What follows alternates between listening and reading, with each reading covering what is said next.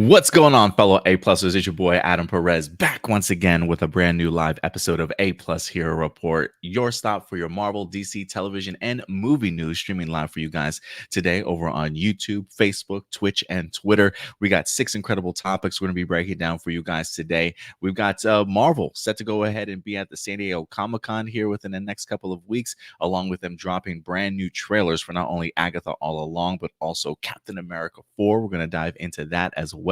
It seems as though X-Men 97 has found itself a brand new writer for season 3. We're also going to get into some DCU casting rumors for Booster Gold and a ton more, guys. So we'll see you on the other side.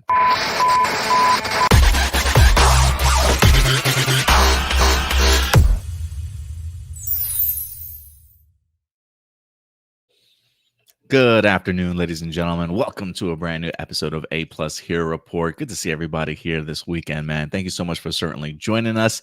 It's been a long week. We got some great stories and content that we're certainly going to be talking about with you guys today as we look forward to San Diego Comic-Con here in about, is it next week or maybe like 2 weeks or something like that? It's right around the corner. So we're definitely expecting a lot of announcements that we're going to be talking about here today. But what's up, Stuart? Good to see you, man. Glad to see that you're doing well. I missed you on Wednesday for our Acolyte review, but it's good to have you back, man. How you doing? I'm doing good. Still in the process of waking up, but other than that, I'm doing good. I feel you, man. I feel you. I had to take a couple swigs of some coffee here. It's been a rough start to my morning, man. I'm not in the best of moods right now, but you know what? I'm here with you guys. This is really, I think, what's going to turn my day around. So I'm really looking forward to spending some time with you today. Who's in our live chat with us? We got a couple people watching us today. Enrique Perez, he's got like a whole scroll of information he's talking about today. They showed a first clip at the 2024 Kids' Choice Awards for Transformers 1 and Tales of the Teenage Mutant Ninja Turtles. I had not seen them at all. So maybe they released them late last night. So if anything, maybe after the show, maybe I can try and see if I can get some of these if they release them to the public, maybe I can go ahead and get them up there. Stuart, can you see if you can find the first look for both of those real quick? Maybe that's something we'll do as like a breaking news. You know. What else we got here? Enrique. Also, Barbie wins favorite movie. Okay, I don't know who the competition was, but very cool. Across the Spider-Verse wins favorite animated film. Sounds good to me. Percy Jackson wins kids TV show. That lines up. I think those sound pretty good. Where was Dino? Was Dino Fury or Cosmic Fury or Once and Always in any of these run-ins? Do you know? I know that Dino Fury or Cosmic Fury was nominated for best TV show, but it looks like it lost to Percy Jackson, which I'm going to be honest, as someone who loved Cosmic Fury, I think Percy Jackson kind of earned it. Enrique says also Jack Black wins favorite villain from the Super Mario Brothers movie. Okay, good. That's funny. Good Burger 2 wins a special fan favorite movie. Okay, interesting. Margot wins favorite actress in Barbie. Adam Sandler wins favorite male voice for the animated movie Leo, and Young Sheldon wins favorite family TV show. All right. I'm not seeing any first looks for Tales of the Ninja Turtles. Let me look up Transformers 1. Okay. And they released a promo for the Knuckles series, and it's going to premiere all 6 episodes in August on Nickelodeon during the Kids' Choice Award. So they released it on Paramount, but they're also going to be releasing it on Nickelodeon. I kind of like that move. That makes sense. It kind of gave me Nickelodeon sitcom vibes when I watched it. Oh, really? Oh, wow. Yeah. Okay.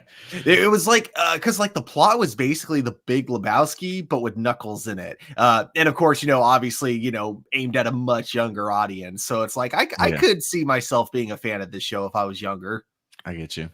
Enrique Perez finally has just confirmed that D23 fan event 2024 reveals panel schedules for upcoming projects for Marvel Animation, Lucasfilm, Pixar, Marvel Studios, and more in August. That's the fan event, or is that the actual like D23 Expo? Maybe unless that's the same thing. But it looks like Marvel, well, at least I don't know if Marvel Studios is. Oh yeah, Marvel Studios looks like they're doing double duty here for San Diego Comic-Con and D23 possibly. So that should be interesting to talk about today. Blossom's in the house. What's up, Blossom? Good to certainly see you here today. We got Ram Jam in the house. What's up, buddy? Good to certainly see you. Rest in peace, Shannon Doherty. Yeah, we just had a surprise passing of Shannon Doherty today. They just went ahead and announced it. She's kind of made her rounds here before, I believe, at conventions over the past several years here in Dallas, at least. I haven't actually had. I think I might have actually gone to one of her panels before, but it's been a minute. But rest in peace, Shannon Doherty. So prayers to her family and friends, man. I don't know what she was struggling with, or if this kind of came out of the blue. Do you know anything, Stuart? No, this is my first time hearing about it. Yeah, I think I saw it briefly over on Twitter before we went live. So real shame, real shame. So sorry, I had to look up who she was. Okay, so she was in. So there was a movie. So there was one movie that I actually just watched really recently for the first time. Heathers. Which I had no idea what kind of movie it was. Like I expected it to be kind of a dark comedy, which it kind of was, and then it just kind of had like a turn like halfway through where it suddenly like turned into kind of a drama thriller kind of film. But yeah, no, she was really good in that. Blossom says I grew up on her through Secrets of NIHM. She was one of Nim. Nim. Yeah, Secrets that's of Nim. a great movie. I've heard of it. I don't think I've actually seen it though. She was one of Mrs. Brisby's kids. Secret of Nim. Yeah, I've heard of it before. I don't think I've ever watched it though. Blossom says she died of cancer. Unfortunate, man. So yeah. Marcelino, I just started my own rewrite series where I rewrite bad movies and TV show. I might make it into a video series. This is to help my dream to become a writer one day. Hey, I think it's an excellent idea. Great idea. Yeah, I think it's a great idea. I always thought that would make for like kind of a cool concept of like basically taking really bad movies that like most general audiences can like agree is bad, but that have like some kind of good concept to them, and so reworking them into making them like more like better. Yeah, no, totally. I really dig that idea, Marcelino, for sure. What's up?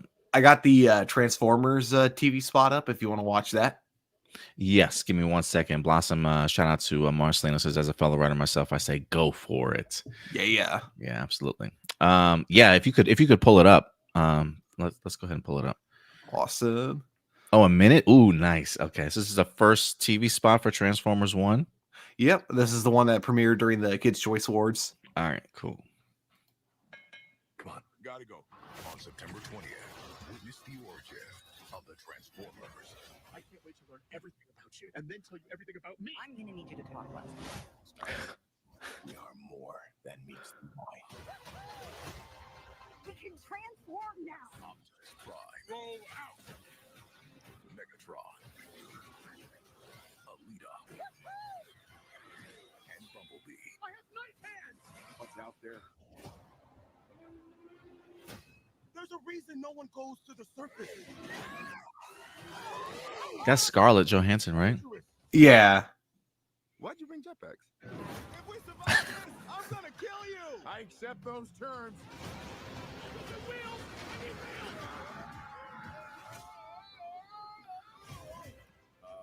Guys, that's not good. Got these powers for a reason. Let's use them. We stand here together. Yeah, I dig it. I really like the animation for it. The action looks like it could be pretty good also. I still need to see more from it. Like I feel like I need a longer second trailer for it. I do think it'll probably have a pretty good balance of humor along with like I don't want to say a serious drama, but this doesn't feel like it's a full-on like Lego movie type of mentality to me. I feel like there's maybe a little bit more of a better balance that we just haven't really seen yet, but I really want to see more of the like a story trailer, if that makes sense. Yeah, same here. I think the animation looks good. I think before when we talked about it, I was like mentioning how the face animations, I just wasn't used to them like in Yeah. CG. Like it Uh-huh. looked good, like either like in kind of the movies or like in the cartoon, but when you watch it in like 3D, just something's weird about it. But I've gotten used to it now, so I don't mind it as much. But the animation overall looks very fluid, and yeah, I am curious if because yeah, marketing wise, it seems to really be focusing on kind of the humor of it. So I am curious Mhm. how much of like actual like drama is going to be in the movie. Yeah, I feel like everything I've seen so far has been very like humor heavy, and so I would like to see the other side of it if there if there is one. So we'll see what the story is. Yeah. But that's a great way to go ahead and kick off our very first segment of the day. So let's go.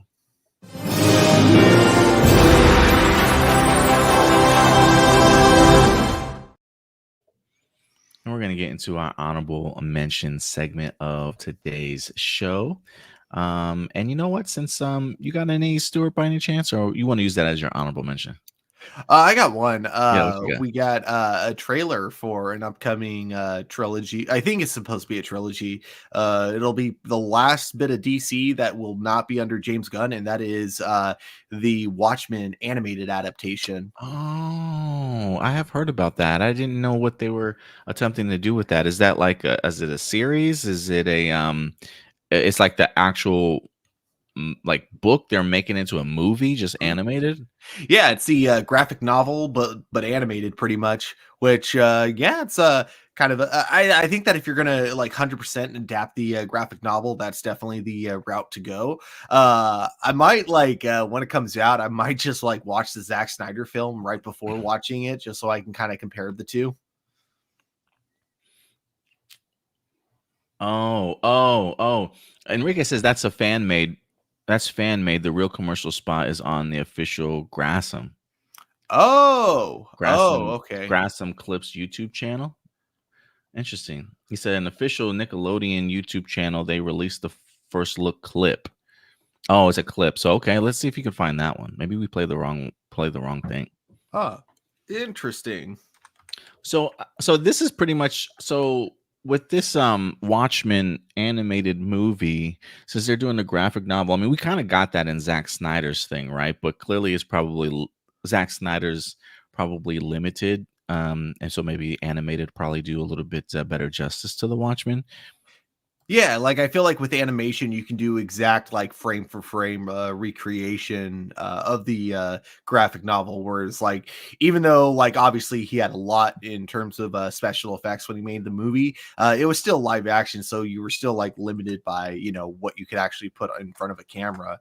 So I think that yeah, with an animated adaptation, you got more flexibility, and I think it's just kind of like a hey, this is our last like animated project that we're going to be able to do Hmm. without or just before like the whole thing gets taken over. So it's like why not finally adapt like this graphic novel into animation form? Because I don't think that's been done yet. I don't think there's been like any animation adaptation of the Watchmen. Watchmen, I don't think so either. Do you think Alan Moore will like this one? No, he will not. I can tell you that now. I was like, man, we're trying to adapt this for you, Alan, frame for frame, shot for shot, and we'll see if we'll see how he appreciates it or doesn't.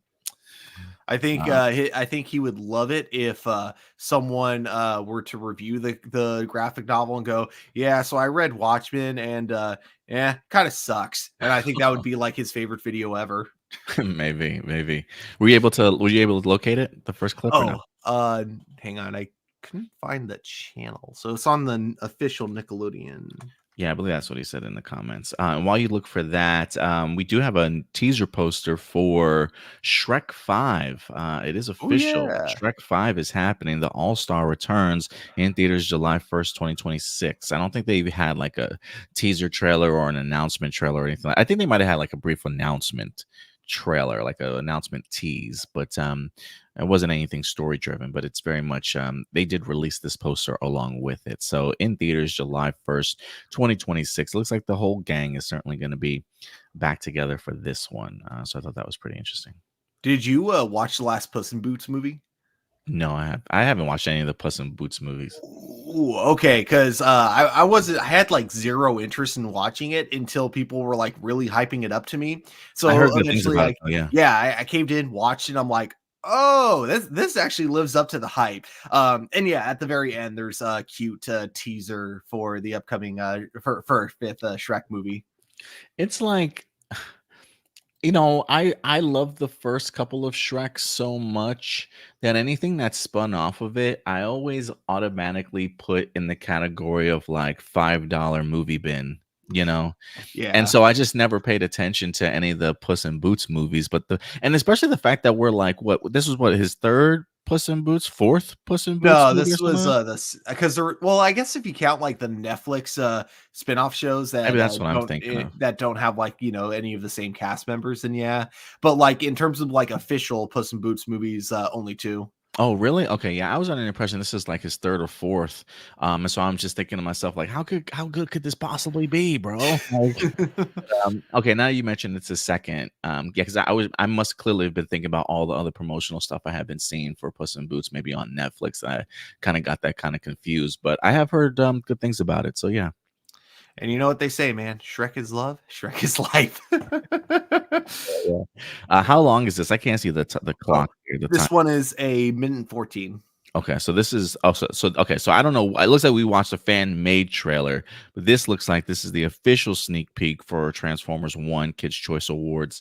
Let's go ahead and this is an extended this is an extended glimpse of what we've seen kind of in the trailer. I'm also feel like the trailer's kind of given all this already away. Like we've kind of seen this whole entire portion together. What do you think, Stu? Same thing. Yeah, same thing. Fluid animation, which is I think the number one thing I'm looking forward to now with this movie is the action scenes because it looks like that's where I think comedy actually works really well is when you're doing it, especially in the animation form, like with the action, you get a chance to both like make people laugh and also pump them up too. Yeah, no, I totally agree.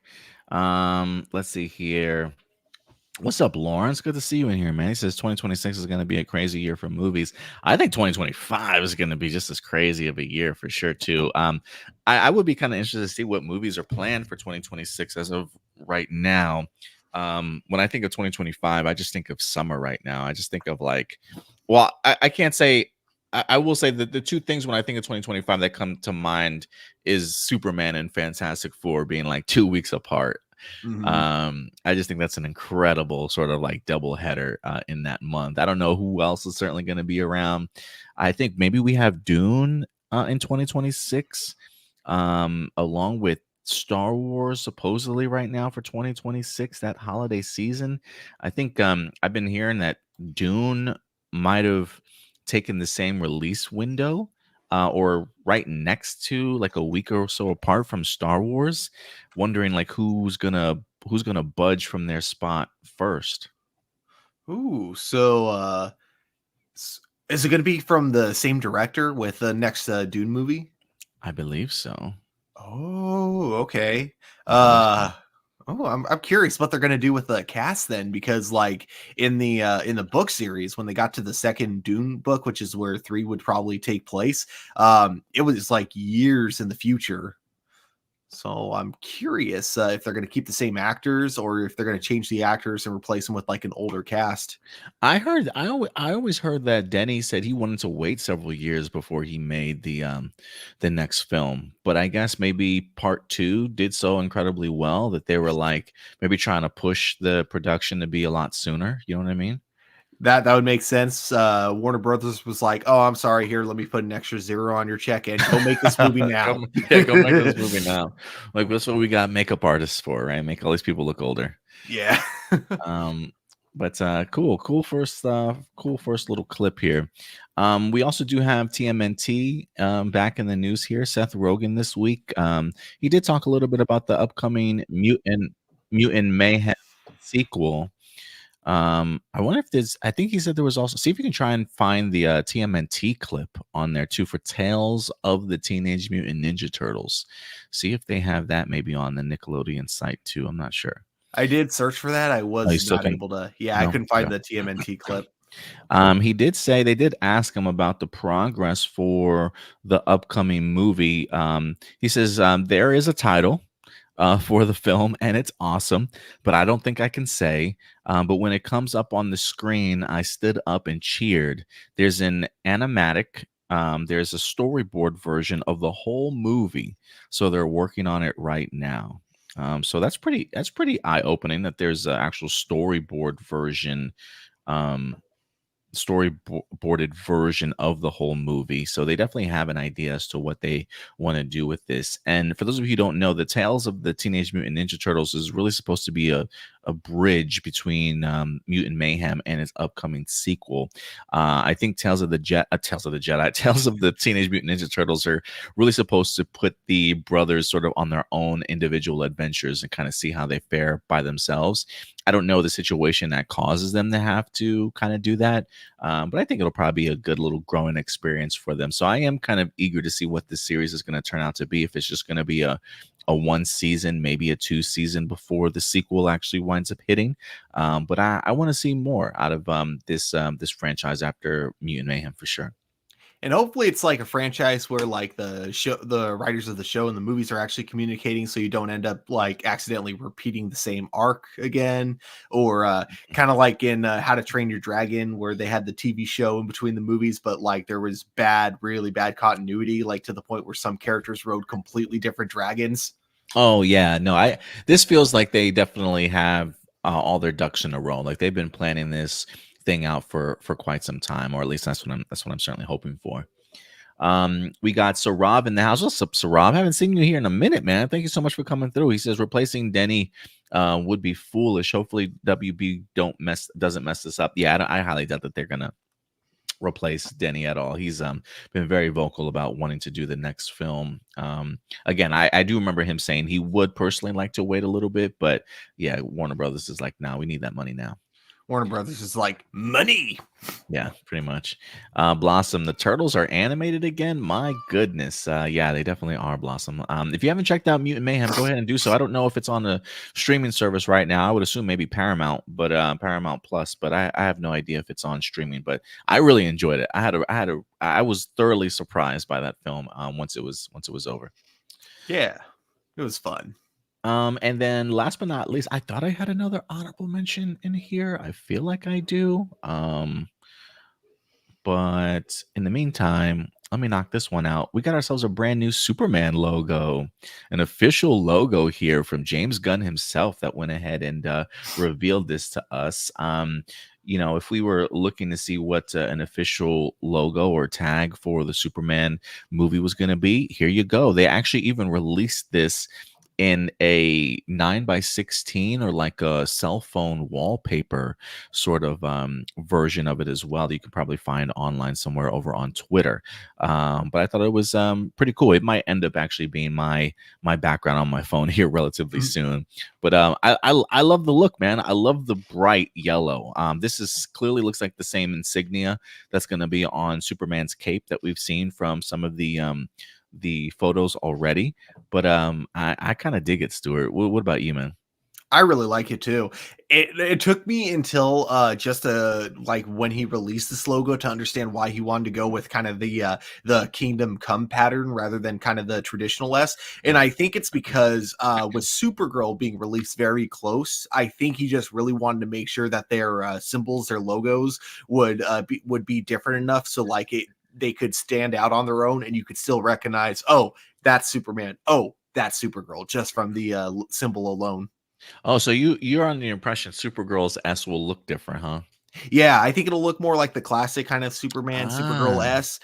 Whereas like, for Superman, it's going to be that Kingdom Come logo. And I think that's kind of a smart way to do it. So that way, it's you can easily just from, first glance, tell the difference between the two. I dig that idea. I would really like to see her rock the more classic S, but I do like the color scheme here, man. I'm a big fan of the yellow on the red. It almost like the glare in the middle of the S almost feels like a sun rising behind it to a certain extent. I think it just really makes this emblem pop even more. I think the Kingdom Come S was a great choice, and I think it looks brilliant on this blue background here. I love the thin yellow border that it has already on top of the yellow border that we have. I think this is a really great look, honestly. So, yeah, this everything continues to come together really, really well for this movie. I personally think. Hmm. But yeah, we'll definitely talk a little bit more about the DCU here in a moment. But that'll probably do it for all of our honorable mentions here today. Lawrence is a big fan of it. He says it's fire. I think so too, man. It looks really, really good. Marcelino says, I don't mind Denny being replaced. In fact, I kind of want someone to replace him once he's done with his third, and someone else to replace him who has a similar passion for Dune.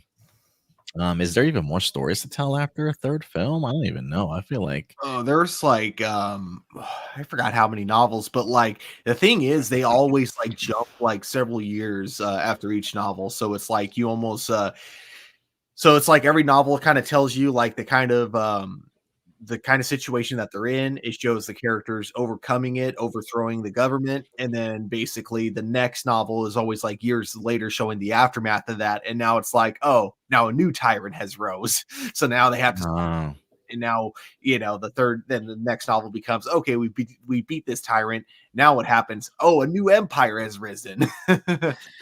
I know people are still gonna be mad at me, man, but I gotta finish watching this damn movies. I have not. I've barely started. Me and the girlfriend keep stopping and starting and stopping and starting. And I need to finally check out these damn movies for myself.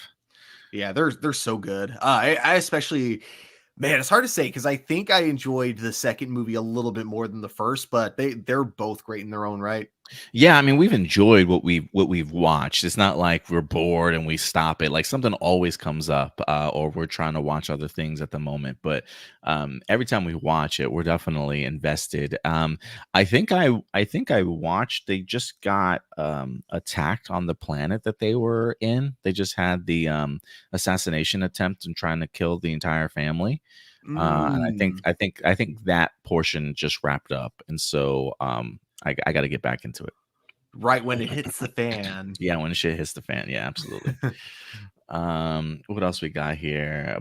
Billy, what's up, Billy? He's just saying a quick hi. Adam and Stuart about to clock in the work. Saw the caption. Saw the Captain America brand new world teaser trailer. Looks really good. Yeah, we're definitely gonna get into it here in just a little bit. Um, there was another one here from Sorav. He says, I didn't see the promo completely, but is the new Superman wearing undies outside? And just, yeah, let me pull up some images for you if you haven't had the opportunity to see some of the background photos. It's not so much undies as it feels more like boxer briefs, almost, or like some level of kind of trunks here. So it does feel like they've made them a little bit longer here for our Man of Steel. What do you think, Stu? Do you think that's about right? Not so Yeah, much undies, but more like boxer briefs, I'd call them trunks, you know. trunks. Yeah, I could see that. Yeah, Yeah. definitely more trunks. Um, let me see if I can get this image down now.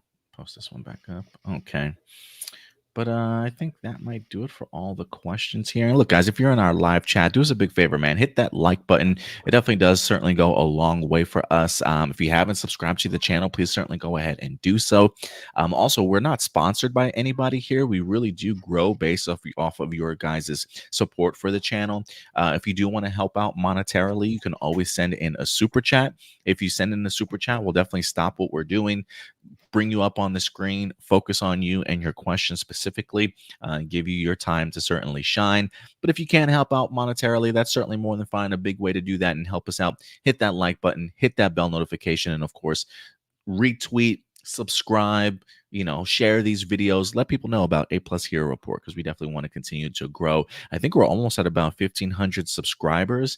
I wouldn't mind us, I really had a goal for like 3,000 subscribers by the end of the year. That might be a tall hill to climb, but if we can aim for 3K by the end of this year, I think that'd be spectacular. So any help from you guys would certainly go a long way.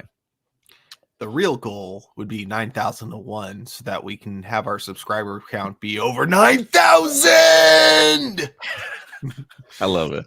Also, if you want to submit your live viewer questions, we will get to them at the end of the show, but just go over to our YouTube page, click on that community tab, and there is a live viewer question post, and we'll definitely go ahead and tackle your questions at the end of the show. But Stuart, you ready to get into our main topics today, buddy? Always. First up, we're going to get into some MCU talk. I don't know if you've had the opportunity, Stuart, to check out both of these trailers, but it seems as though the Marvel Studios is whetting our appetite before San Diego Comic-Con. This is probably some things that I think maybe we kind of expected to see rolled out at San Diego Comic-Con, but Marvel Studios decided to go ahead and release some of this stuff early for us. So we got teaser posters for both Agatha All along with Captain America 4's teaser poster, and brand new trailers to go ahead and certainly accompany them. So Marvel Studios has definitely been rather busy here this week. Again, about a week and a half, maybe 2 weeks out before we actually get to their panel at San Diego Comic-Con. And so I thought it'd be pretty cool to go ahead and talk about these particular trailers. I'm debating if, you know what, Stuart, should we play these trailers too? We're not gonna, this is we're definitely gonna get demonetized for this video at least, but I think they'll keep it up. I don't think they're gonna block this video. They haven't blocked it yet. We just don't make money off of this video. But I kind of want to play both of these trailers in case some people have not had the opportunity to see them. Which one do you want first? Let's bring up that. You know what? Or actually, we should do Agatha first. Let's do Agatha. Let's save Captain America for afterwards. Okay, so we'll do Agatha first. You want to bring that one up on YouTube or Facebook maybe? Yeah.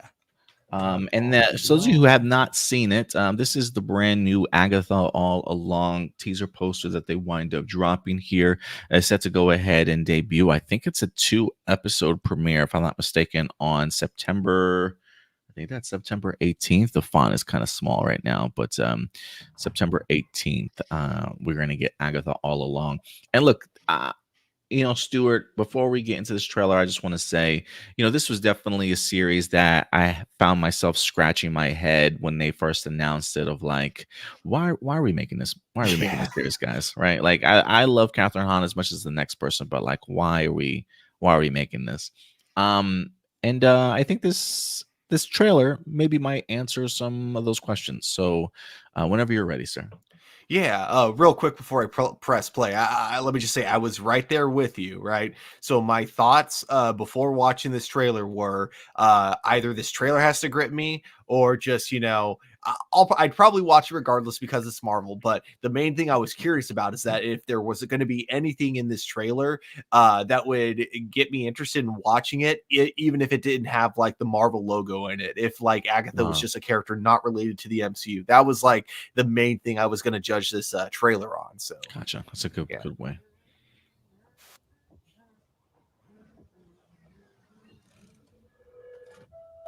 Another beautiful day.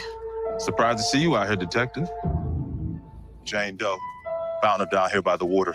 Cause? Blunt force trauma.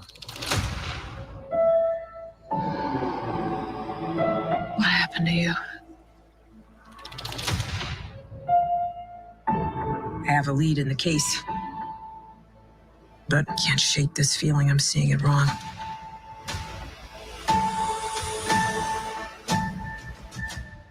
Is this really how you see yourself? That witch is gone, leaving you trapped in her distorted spell. Claw your way out. Hey, can you pause that for just a second? So they gave captions here, and they said the name Rio when Aubrey Plaza started speaking. I'm not too familiar with who that character is. I'm kind of curious if this is an original character she's playing, or if it's somebody from the comics, or if that caption is even correct. Yeah. I don't know of a character named Rio, so I'll be fast. I really don't know any of these witches, honestly, besides Agatha. So all right, I just wanted to point that out. But yeah, go ahead.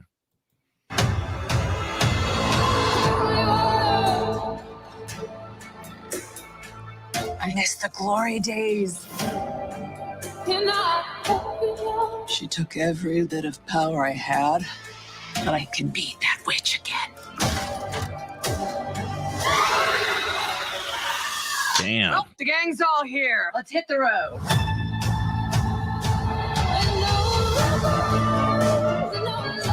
I'm gonna walk the witch's road. The road is a death wish. Join me.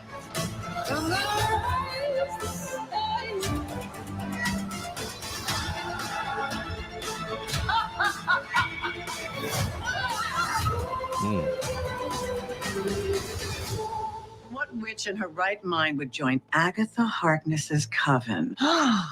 Not looking for right-minded witches, as it happens.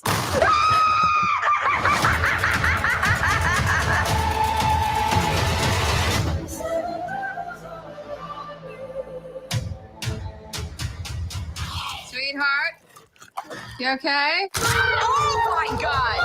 Whoa, what's she doing? Where's she going? 2-episode premiere September 18th. Yeah. Go ahead, Sue. You go first. Yeah. So I wanted to say that before the trailer played, just so after the trailer played, I could say, yeah, you know what? I'm actually kind of intrigued by this now.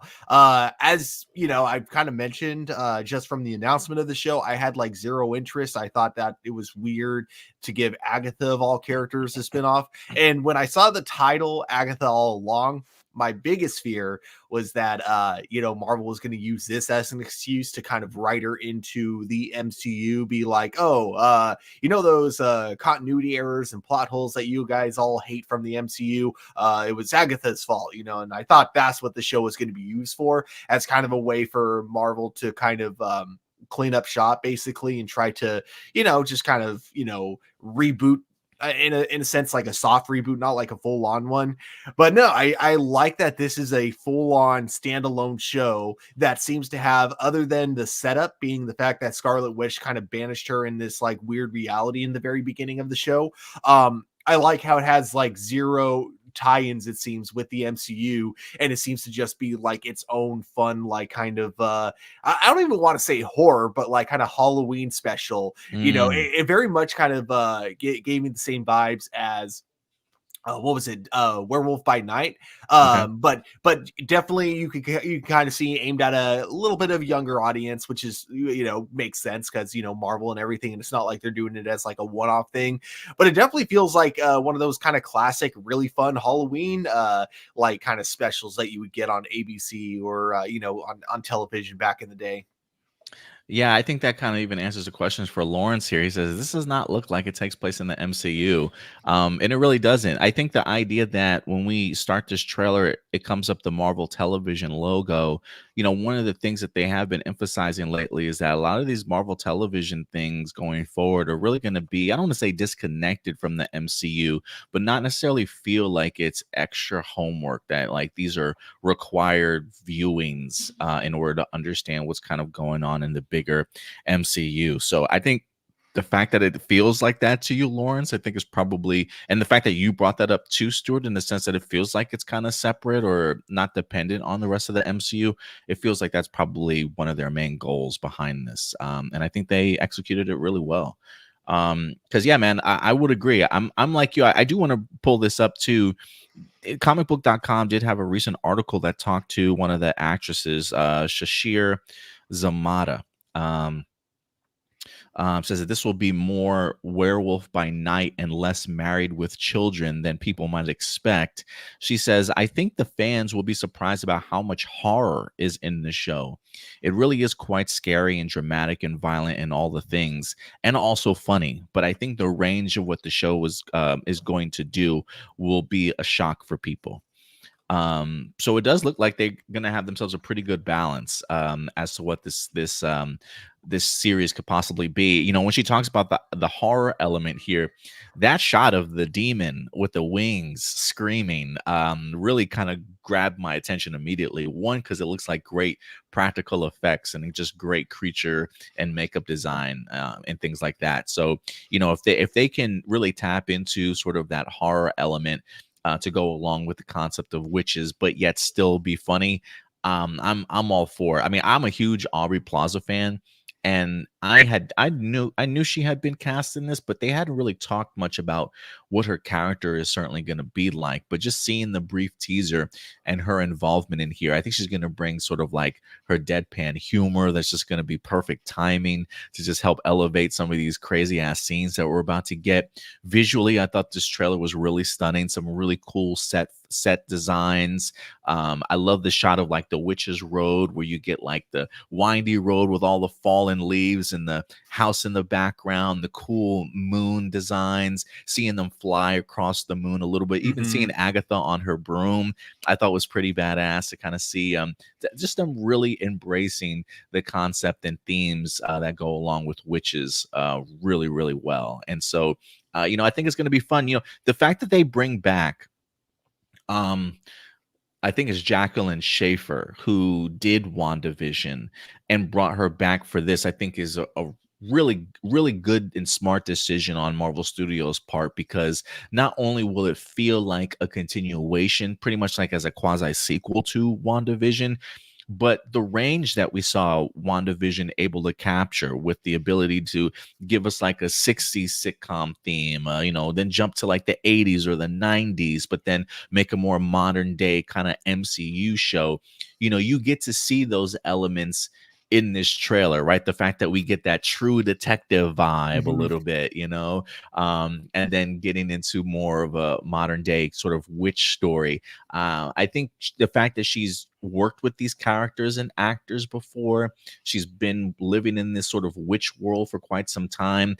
I was a really big fan of sort of seeing a little bit of Agatha's origin story and WandaVision of like this, Salem witch trials and things like that. So if they can take those elements and just expand upon them here for Agatha all along, and with the great reception that WandaVision wind up getting, it would not surprise me if this is a secretly a gem, like a secret hit show for Marvel Studios at some point in time come September. So I find myself really looking forward to this one, Stuart. I really am. Yeah. And I think this is a smart direction for Marvel to go in. I think they probably should have taken it a little earlier in the sense of the disconnect, from the shows. Because, it should never, you never want your movie universe to feel like you have to do homework before you go see the next film. It should always be like kind of a bonus, like something where it's like, if you watch it and there's an Easter egg, great. But it should be limited to like kind of Easter eggs, really.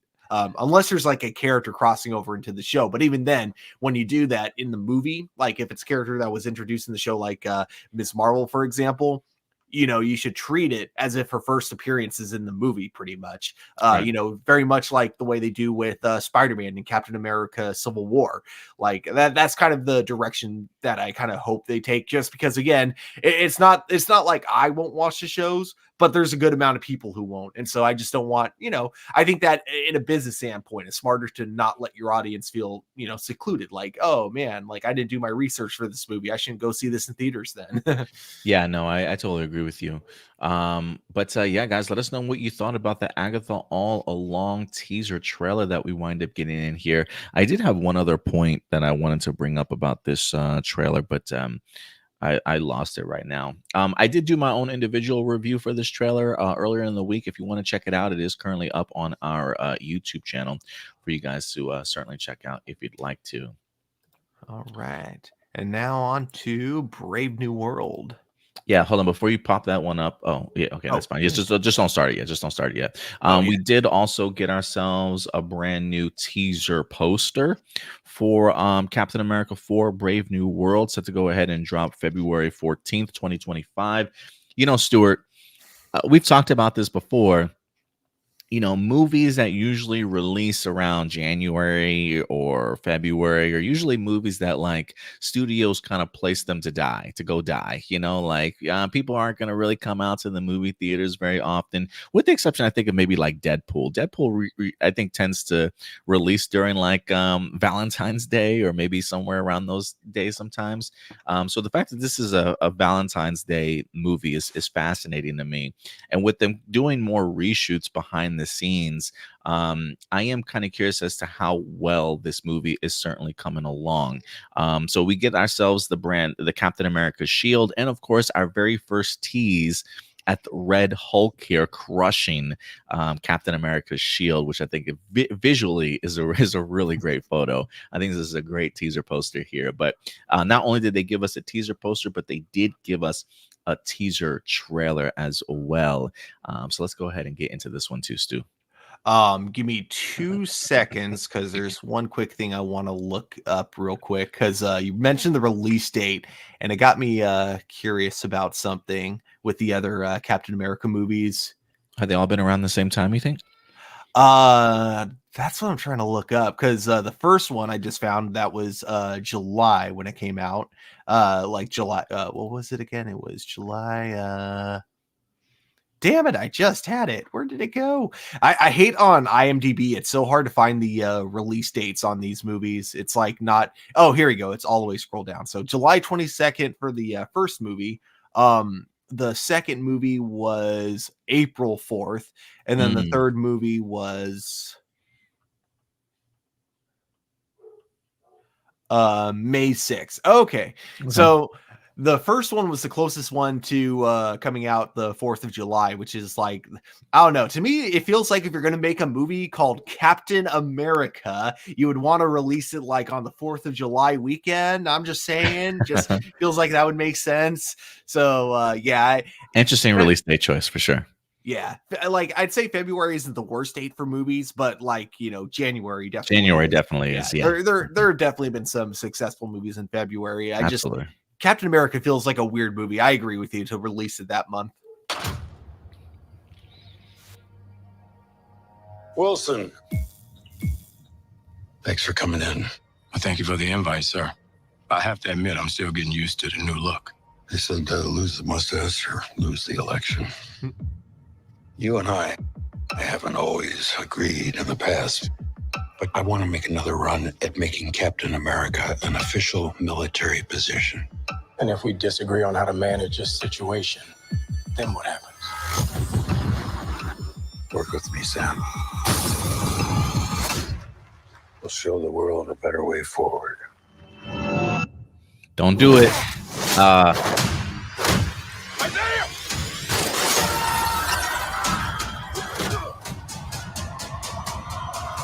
Hey, can you pause? Yeah. First off, the intensity in this trailer is just off the chain. Whoever edited this together, just a quick choppy do-do-do-do, do-do-do-do, and then changing the scenes as it goes to, throughout. I absolutely love how this trailer is kind of put together, to be honest with you. And I'm really looking forward to seeing Anthony Mackie and Harrison Ford on screen together. But yeah, I love the intensity so far. I really love the joke they make in regards to changing the actor, getting used to the new look, and it was shave the mustache or lose the election. Yeah, it takes me back to Terrence Howard and Don Cheadle from Iron Man 2. Let's just throw out a quick one-line jab to explain the change, and let's just kind of move on. And I'm perfectly cool with that. Yeah. Sir, your inner circle's been compromised. Either you can't see that, or you don't want to. What if it's a trap? Global power is shifting. You're just a pawn.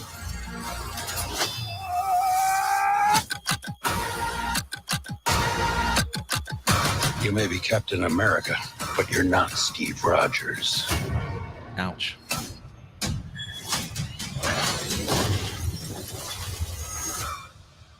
You're right.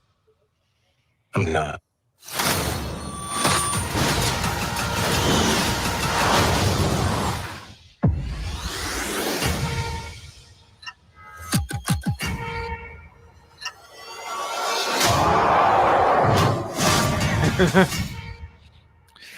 A couple things. If you can go back real quick. Shoot. I'm so sorry. No, you're good. You're good. You're good. Back up. A couple things that jump out at me now that I'm watching it again. There's a couple sequences when he's flying over the ocean. There looked like right there. I'll pause it. Pause it if you can go back a little bit.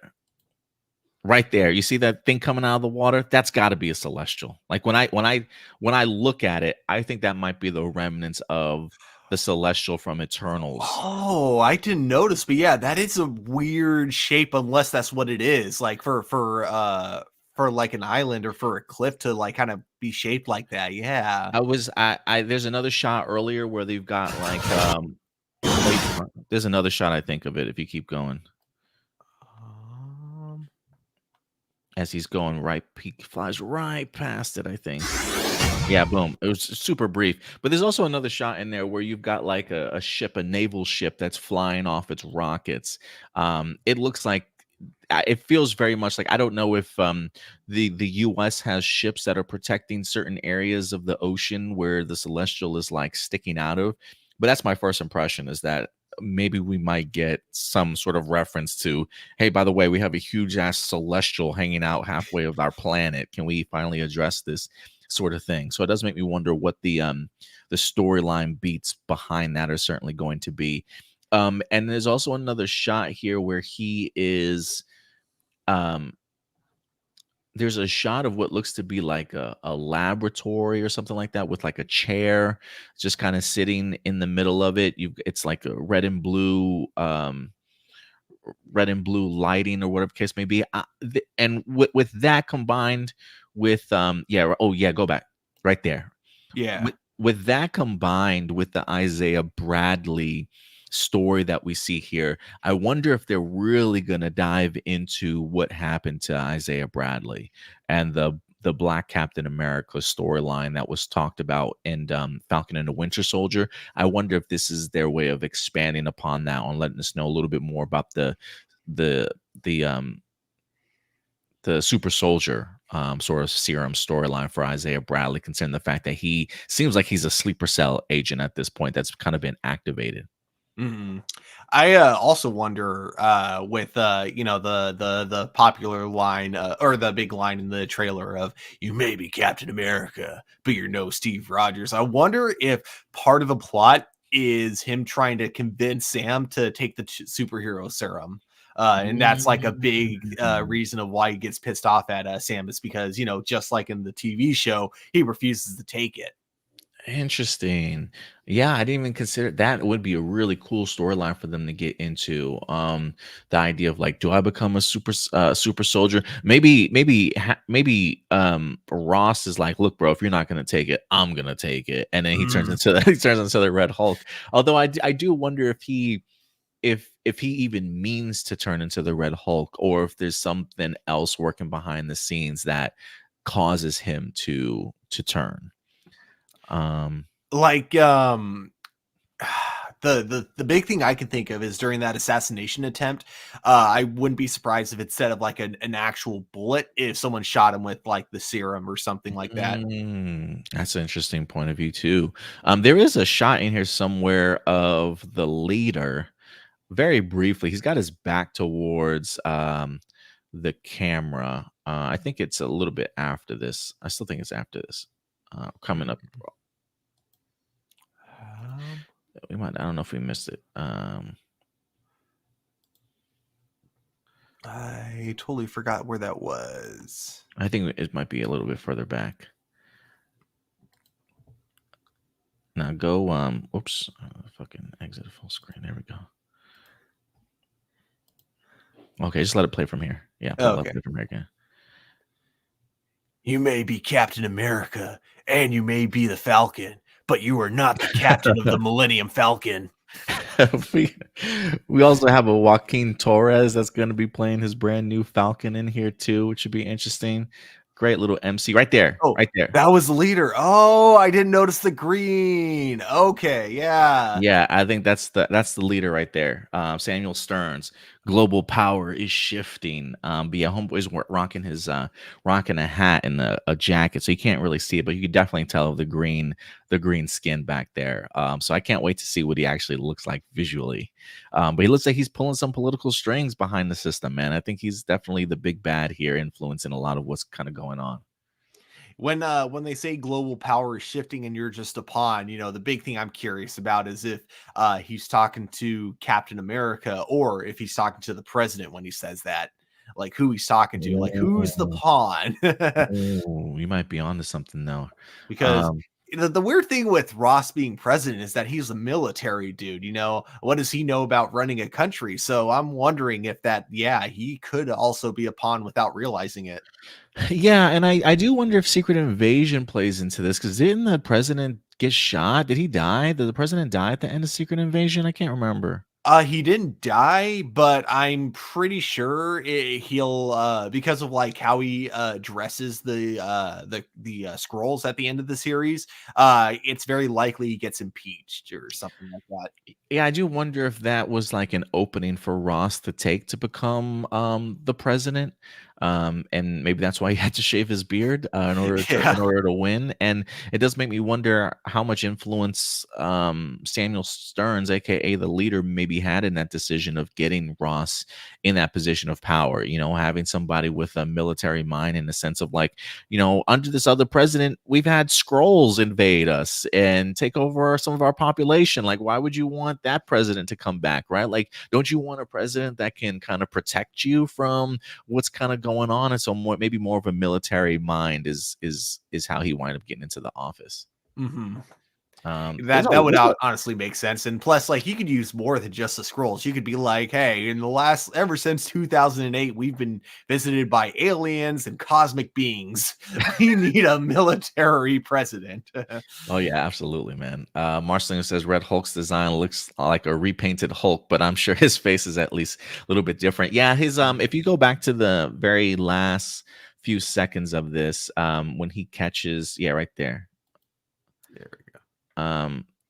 I think you could see I think he does have gray hair, if I'm not mistaken. I do wonder what his facial features are certainly going to look like. But yeah, man, I'm just excited that we are in fact getting a Red Hulk on here for sure. It's too bad he won't have the Red Hulk mustache. I mean, yeah, I guess he doesn't, huh? In this image, because he shaved his beard. So that's a good point. But yeah, man, overall thoughts on the. Oh yeah, so like overall, I think this looks like a really solid film. So the one thing, like I'm pretty sure it's safe to say that this isn't the finished design. But when it's come to recent Marvel projects, they've definitely been lacking in the CG department. So I just hope there's kind of a little more I don't know, like a little more textures added to Red Hulk by the time it gets released in theaters, just because I know we only saw it briefly, but it definitely, I don't know, it looked too much like the CG in She-Hulk, which was fine for She-Hulk because it was a comedy and it was a TV show. But, for Captain America, I'm hoping for a little more design to Red Hulk. Yeah, I definitely hope so too. Marceline did say it feels like a repainted Hulk. So yeah, I do hope there's a little bit more distinction from the two. And look, this movie technically isn't coming out until next year, so they definitely have some time in order to go ahead and actually make the work on the special effects and really clean it up a little bit more. So I am hoping that that's the case. Look, I get Winter Soldier vibes from this, for sure, in the sense of giving us a more grounded Captain America story, much more political thriller, some spy espionage in here. And that's definitely the type of tone that I've wanted to see. It was one of it's what really made the first sort of Captain America couple of films really work and stand out and separate itself from everybody else. And so I'm hoping this film could really recapture that magic. Not to say that this movie needs to be another Winter Soldier or anything like that, but I think tapping into at least the tone and the vibes of what made that second Captain America film successful is a really great decision on their part. A trailer doesn't necessarily make or show us that a movie is going to be good, right? It's really just to help build our anticipation level for what this film is going to be. I don't want to ignore the idea that this movie is going through massive reshoots this summer. And I do believe that it is certainly still filming, if I'm not mistaken. I think Esposito has already filmed a lot of his sequences from what we've seen in the trailer here so far. I think he might be playing George Washington Bridge, if I'm not mistaken. Somebody correct me in the comment section if I'm wrong there. but I believe that's what's being teased. But from the first looks, I'm here for it, man. I really want to see Anthony Mackie step up his game, working opposite of somebody like Harrison Ford. I do think his relationship with the president is a really fascinating one, considering the fact that Sam was a military person himself. I think it's interesting that Ross decides to approach him this time around instead of it being Steve Rogers. Like, hey, Steve was a military guy too, but maybe I can kind of convince and sway Sam Wilson a little bit to kind of join my ranks here. And it does bring up that interesting question of like, kind of going back to Age of Ultron and the Sokovia Accords, right? Like, if you want me to go to war with this country that I, as Captain America, don't feel comfortable with, like, am I still going to have to follow your orders, or will I have any kind of say in the matter? I find all that stuff super intriguing, on top of the idea too that we get the Isaiah Bradley storyline in here. And to kind of jump off of what you said before, Stuart, about the Agatha All Along trailer, or at least the idea that you don't necessarily have to do homework for that series to understand what's going on in the bigger MCU.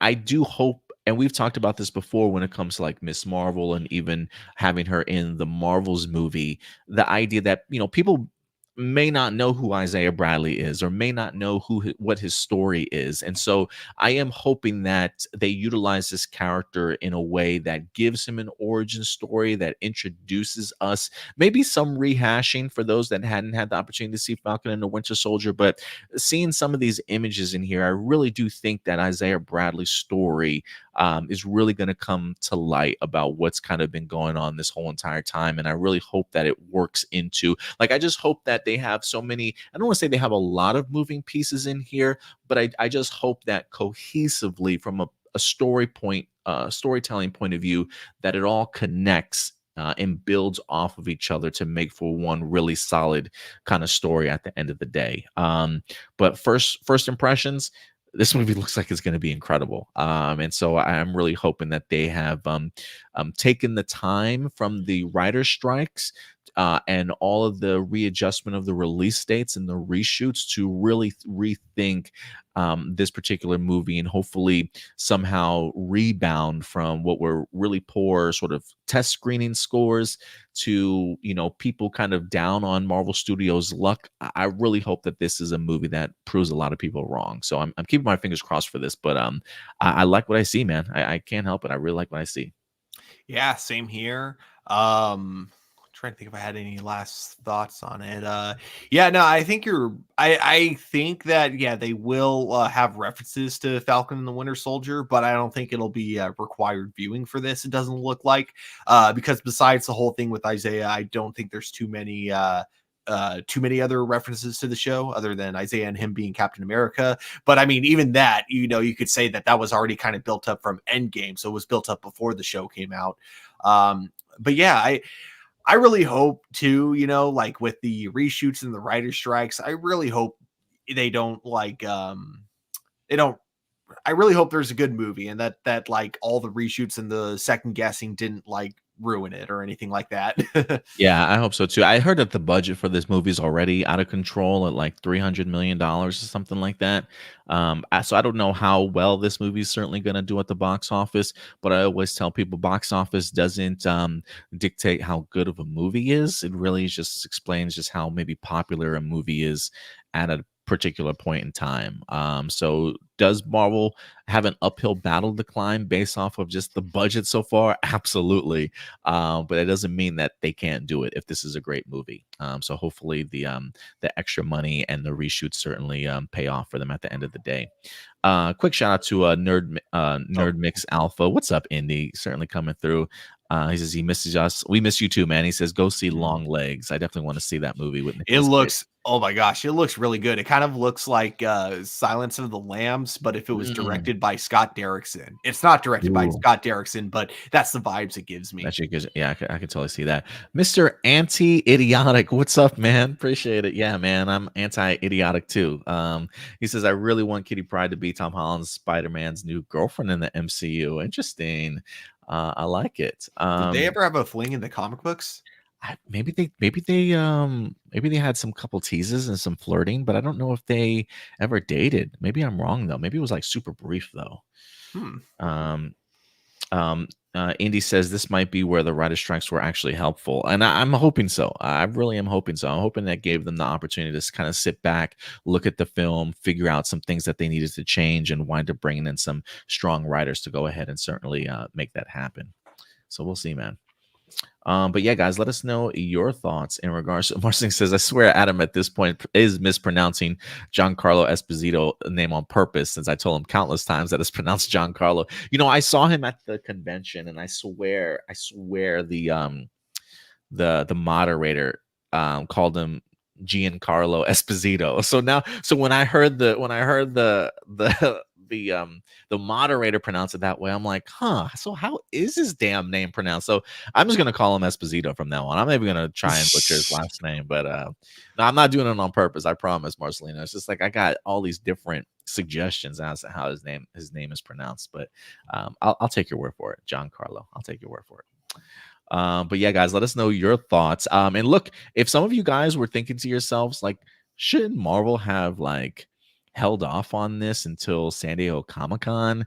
Yeah, probably. But they clearly have some other things that they definitely want to go ahead and present to us. This actually comes to us from comicbook.com. Marvel Studios SDCC 2024 panel start time and its length revealed. It says San Diego Comic-Con has an official time for Marvel Studios, Saturday, July 27th at 6 p.m. So yeah, it is what was like just under 2 weeks. It'll be a week from next Saturday. So July 27th at 6 p.m. Pacific time. So that will be, what's that? 8 p.m. our time here Central, 9 p.m. Eastern. So yeah, late panel for for Marvel Studios. Fans will get a preview of what's next for the MCU. Kevin Feige will be up there to unpack all the announcements and reveals for San Diego Comic-Con's biggest panels. Fans have been expecting some pretty big moves from Marvel after some of the shuffling earlier this year. A lot of projects got pushed to 2025 and beyond. There's a new director for Avengers 5 to be announced, and possibly new castings to be unveiled. I do think this is going to be Shawn Levy's sort of announcement. I think the fact that they have a Deadpool and Wolverine panel, I think, scheduled for that weekend, which is the same weekend that the movie comes out. I really do think that they're kind of teeing it up to, after a huge sort of weekend for Deadpool and Wolverine, to announce Shawn Levy as Avengers 5 director. But who knows? Or he may end up being Avengers 6 director for Secret Wars, but who knows? So they're going to have to hit the ground running. One interesting fact headed into the big Marvel panels that Feige will be pulling double duty heading into the event on Friday night. Marvel Studios head will be part of the Marvel Comics panel as well to talk about publishing side of the company. Expect some big comic news during that as well.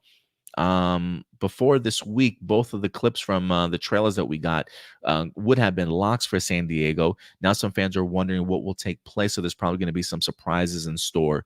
It does say that, according to them, Fantastic Four is going to have a huge presence there.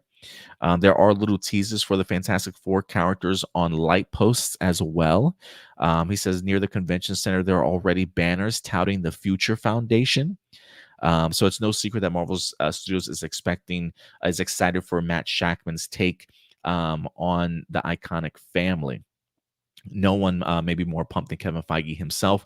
They do say our director, Matt Shakman, has already moved to London, and we start filming at the end of July. Funny story, we started shooting the Monday after Comic-Con.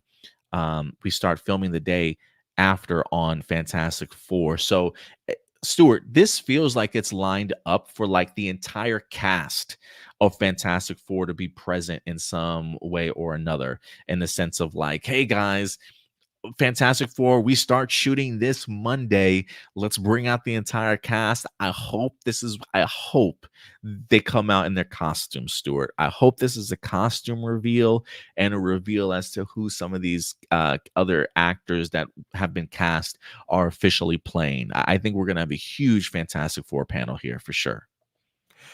Oh man, because the only time I can think of up in costume was Tom Hiddleston as Loki. Uh-huh. But other than that, like, has that ever happened at a Comic Con before? Have people like shown up? Have the actors actually popped up like in their costumes? DC did it with Black Adam. I'm trying to think if Marvel did it with anybody else. I don't think so, man. I was thinking maybe Doctor Strange, but I could be tripping in that one too. But I think they should go back to it if they haven't done it in a while, for sure. Definitely. I think that'd be a great way to reveal the suits for Fantastic Four, and then just have the person playing the Thing just kind of show up with like kind of a cardboard cutout of the Thing like in front of him, like Little this face. is what it'll look like in the movie, guys. Yeah, just like a little cardboard face or something on a stick he can hold up. Yeah. I mean, so now that we got Captain America 4 teaser trailer and Agatha All Along trailer, is there anything like, does this change your perspective as to what we could potentially be getting presented to us? What else do you expect? Well, the two big things are Fantastic Four and Avengers 5. I honestly wouldn't even doubt if they decided to just make Avengers 5 and Avengers 6 like one movie instead of going King Dynasty and then Secret Wars. If they just decided to do Secret Wars featuring King the Conqueror. So that's like those are the two big things that I'm expecting.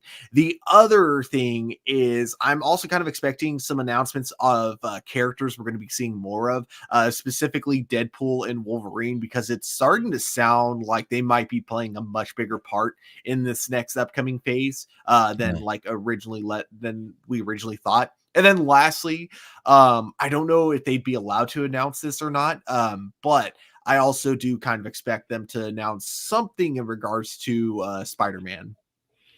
Ooh, a Spider-Man announcement, huh? Yeah, if they're allowed to. I don't know when it comes to announcements if like they have to do the announcement with Sony or if Sony has to be the first one to announce another Spider-Man movie. But I would be. It's been quite a bit of time, and with how successful No Way Home was, I do expect that Spider-Man is like one of their big priorities at the moment.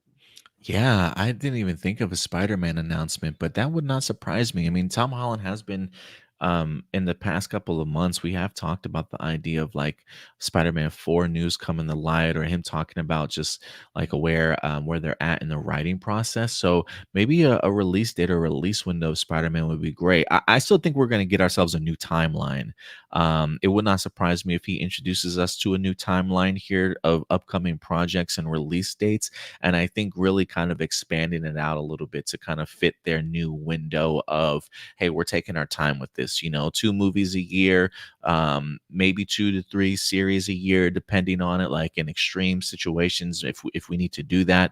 So it wouldn't surprise me if we get like a timeline from 2024 all the way out, or at least I guess really, yeah, maybe 2024 all the way until maybe summer of 2027. Like that wouldn't surprise me at all. I do think I think we'll probably get some first look glimpses at Ironheart along with Wonder Man. I don't know if those will be released out to the public, but it wouldn't surprise me if the people in attendance maybe got like a behind the scenes look or featurette look. Like I do expect the two I expect the Ironheart. I can't remember who, Dominique something. I can't remember her name. I expect her to be there. Anthony Ramos and Yahya Abdul Mateen that's playing Wonder Man. I'm hoping that they have a panel at least for them a little bit to talk about it. But yeah, outside of that, I need to see. I think they probably will give us a teaser trailer maybe for Thunderbolts. I think that would be pretty smart, or at least another clip or something like that released. I don't remember the order in which these movies are supposed to come out, but I think if you're already been working on filming Thunderbolts along with Captain America, and we're seeing this from Captain America, I think Thunderbolts will have some sort of footage to certainly show us for sure. Yeah, that and a teaser of Daredevil Born Again. Ooh, I hope so. Also, totally forgot about this, but yes, the High Evolutionary actor did show up in costume as well. I totally forgot. Right. That's right. They did do that. Oh man, Dominique, I really thank you very hope they much. give us something with. I really hope they give us something with Daredevil Born Again. I think that I don't want to say they have to, but I think that that show has been filming for quite some time now. Um, they released, if anything, because remember, I think they had an announcement rather recently. I don't remember what the convention was, where they revealed new logos for Ironheart, Daredevil Born Again, and um what was the other series I was just thinking about? And I think they released it for Wonder Man. I can't remember what it was, but I think the fact that they got new logos suggests the idea that production for those is really coming along. So I wouldn't be surprised if there's a few minutes of some teases in regards to those upcoming series as well. Yeah. But yeah, man, San Diego Comic Con is going to be huge, guys. We'll see. There's a part of me, Stuart, that was thinking to myself, if I got to see what my schedule is like, but I would not mind maybe doing maybe a live reaction to the Marvel Studios panel itself. I know it's not going to be live streamed, but usually during that panel, they'll usually have people that are sitting in the audience that will, post about it and stuff, and they might release things as the panel is kind of going on. I wouldn't mind doing live reactions of stuff that's like dropping as the panel is kind of going on. So maybe a special episode of APlus Hero Report that Saturday evening at 7 p.m. when the panel begins, or I might just do it individually myself, and then we'll talk about it that Sunday here for sure. Yeah, at the very least, we'll definitely be covering it the next Sunday on Hero Report. Yeah, But we'll yeah, definitely talk if I'm able to, I'll definitely try to. I'll let you know for sure if I can react live with you for the announcements. Yeah, 'cause I think it'd be really cool to kind of see what Marvel has in store for us after everything that's been happening behind the scenes. So we'll see. We'll see if we can make it happen. So yeah, as of right now, expect. Hey, Indy says I'll make it for San Diego Comic Con. I love it. Wait, do you mean like you're going to be at the convention, or do you mean I like think you'll he make it in means. terms of live videos? I think videos. Yeah, I think videos Oh, for sure as dang! I well. was about to get so jealous there. But yeah, so we'll definitely talk about it on that Sunday of Hero Report. But I'll keep you guys posted as to whether or not we're gonna go live for like a live reaction that Saturday evening. But yeah, guys, let us know your thoughts. What would you personally like to see at San Diego Comic Con revealed? And what are some of your thoughts in regards to the Agatha All Along trailer and Captain America 4? Let us know your thoughts in the comment section box below. With that out of the way, we will move on to our next topic, and we'll stay in the realm of Marvel here as we transition from Marvel movies and television to animated series. As X-Men 97 is back in the news. Man, I gotta say, X-Men 97 was an incredible season of animated television for sure. If you have still not had the opportunity to check out X-Men 97, do yourselves a favor and check it out. The episodes are easily digestible. Some of the best writing that I think Marvel has done. Shout out to Bo DeMeo, who was the showrunner and writer for X-Men 97. He is, in fact, at least returning to write season 2, which is already wrapped and ready to go, but he is not returning for season 3 since Bo DeMeo has in fact been let go and fired from Marvel Studios. Believe it or not, we still don't really have like a true clarification as to why this man left. I don't think he's spoken out on it. There are definitely some rumors and speculation certainly going around, but nothing official as of yet. And so this really does leave season 3 kind of up in the air. And I think after how well season 1 was received, I think a lot of people are certainly hoping that Bo will certainly return. That unfortunately is not the case, but it is an interesting choice as it seems as though Marvel Animation has found a new writer for season 3, Stuart. So let's go ahead and dive in and see exactly who they're going to go ahead and bring on board. And this actually comes to us from, looks like this is deadline.com. X-Men 97, Matthew Chauncey, set as the new writer for season 3 of Marvel Animation series at Disney Plus. Now, who exactly is Matthew Chauncey? You might be asking yourself. Let's dive into this. It says Matthew Chauncey, this is an exclusive. Matthew Chauncey from What If has been tapped to write season 3 of Disney Plus's X-Men 97, Marvel's animation's revival of the classic 90s animated series, sources tell Deadline. Chauncey succeeds Beau DeMayo, who parted ways with Marvel earlier this year ahead of the X-Men 97's March 20th premiere after completing work on both season 1 and 2. Chauncey will work alongside X-Men 97 director Jack Castorina, who has been on the animated follow-up from the start. So at least the director will have done seasons 1, 2, and 3. So we're at least keeping the director the same. Larry Houston and Erica and Julia Lewald, executive produced on the original X-Men the animated series, will remain on as consulting producers.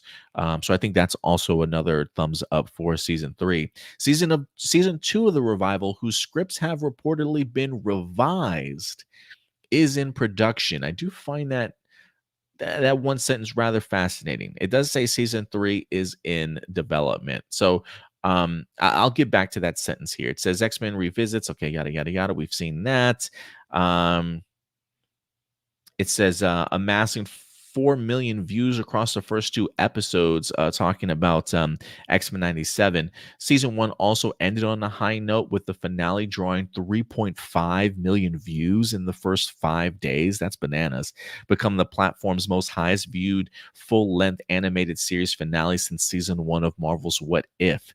That is probably fitting, since X-Men 97's new writer Chauncey comes from What If, where he has been a writer and producer since season 1. He also worked on the live action series Miss Marvel. Chauncey has definitely had his experiences working with Marvel, clearly when it comes to the Miss Marvel series and both seasons of What If. So Stuart, we got ourselves a brand new writer here, taking over from Beau DeMayo, who did seasons 1 and 2. Season 2, as it says, scripts have reportedly been revised, is currently in production, while season 3 is in development. So let me start off with you, Stuart, in the thoughts here. Matthew Chauncey, brand new writer being brought on board. How do you feel about the fit here and what the article states? Well, it's really hard to say, because like What If and X-Men 97 are very, very different types of shows. I mean, with What If, you get to tell, or I act like one is easier than the other. They're both difficult in their own right. But one, you have to tell like a really compelling story in a short amount of time for every episode, whereas one is an overarching story where it has individual storylines that also have to wrap up every 20 minutes. But there's also an overarching one. So it is definitely going to be an interesting transition to see him go from one style of writing to a completely different style. So it's a change that makes sense, because I imagine he'll be working with a lot of the same other like writers. I imagine like a lot of writers for X-Men 97 also probably worked on What If. So I guess it adds to good chemistry with the writing staff and stuff like that. And the one thing about this article that kind of worries me is them mentioning that they're revising season 2. And I'm wondering if it's like they really want season 2 to feel different from season 1. They really want it to feel like it doesn't have the same showrunner, or is it like the regular rewrites that a season would have, regardless of whether or not Beau DeMayo is still around? That's like the one thing that kind of gets me a little bit worried to hear. I definitely don't see anything. I definitely have nothing against him joining the writing team for X-Men. I'm curious to see how he does with a very different writing style. Yeah, definitely a very different writing style for sure. If anything, look, I was certainly a fan of What If seasons 1 and 2. I really enjoy that series, certainly for what it is. So I'm a big fan of what Matthew Chauncey's been able to do with that season, with both of those seasons. I don't know which season I prefer the most. I don't know if I still am really like season 1 over season 2. I think season 2 hits differently coming off of the huge success that was Loki season 2. There are elements to Loki season 2 in regards to him now sort of being like the god of stories, or whatever the case may be, that kind of and him keeping the timeline together, that really helped, I think, boost my interest and the storytelling for What If season 2. I think both seasons definitely have some of its up and down episodes, but I think for a majority of them, I was a really big fan of what we wind up getting. So I do think that Chauncey is a really great writer in regards to being able to do animation well. But I will agree with you, Stuart, in the sense that they feel like two completely different seasons. And I just hope that Matthew Chauncey doesn't go into season 3 of the X-Men trying to make it more like What If. I do hope that he's able to understand the distinct differences in here that I think Bo DeMayo was really able to kind of tap into. And I hope, because of the perspective that we have from somebody like a Bo DeMayo with Chauncey kind of coming in now, I hope that it doesn't sort of water down the impact of some of the messages that I think X-Men 97 was certainly trying to tell. I hope he can really sink his teeth into the underlining societal issues that the mutants have to go through, and making it opposite of our society. And I think that's one of the things that made X-Men 97 so impactful was that Bo DeMayo was able to find that incredible balance. And it does concern me a little bit, like if Chauncey can do that too. You mentioned the idea that if there is a red flag or something that like jumps out at you, I am a little bit concerned in the idea of the revision of season 2. But again, I don't know what the scripts of season 2 have certainly been like. Like seeing and hearing the fact that they're now revising what season 2 was already like makes me wonder if that's one of the reasons why Bo DeMayo was truly let go. If they were like, hey, you did a great season 1, maybe he tried to push the envelope maybe a little bit too much for season 2 that they felt a little bit uncomfortable with, and was like, you know what, season 3, maybe we want to bring somebody else new in. And now that Bo's not there, they're like, you know what, maybe we can tinker around with season 2 a little bit. And so, one, again, I don't know if that's to the detriment of the season, of the series, because again, we haven't seen anything from season 2, so we don't know what's going to look like. But now that we know that it's being revised, I think I'm definitely going to be going through season 2 of X-Men 97 with like a fine tooth comb to kind of see, like, is it still up to par with what the messages and the story that season 1 was trying to give off.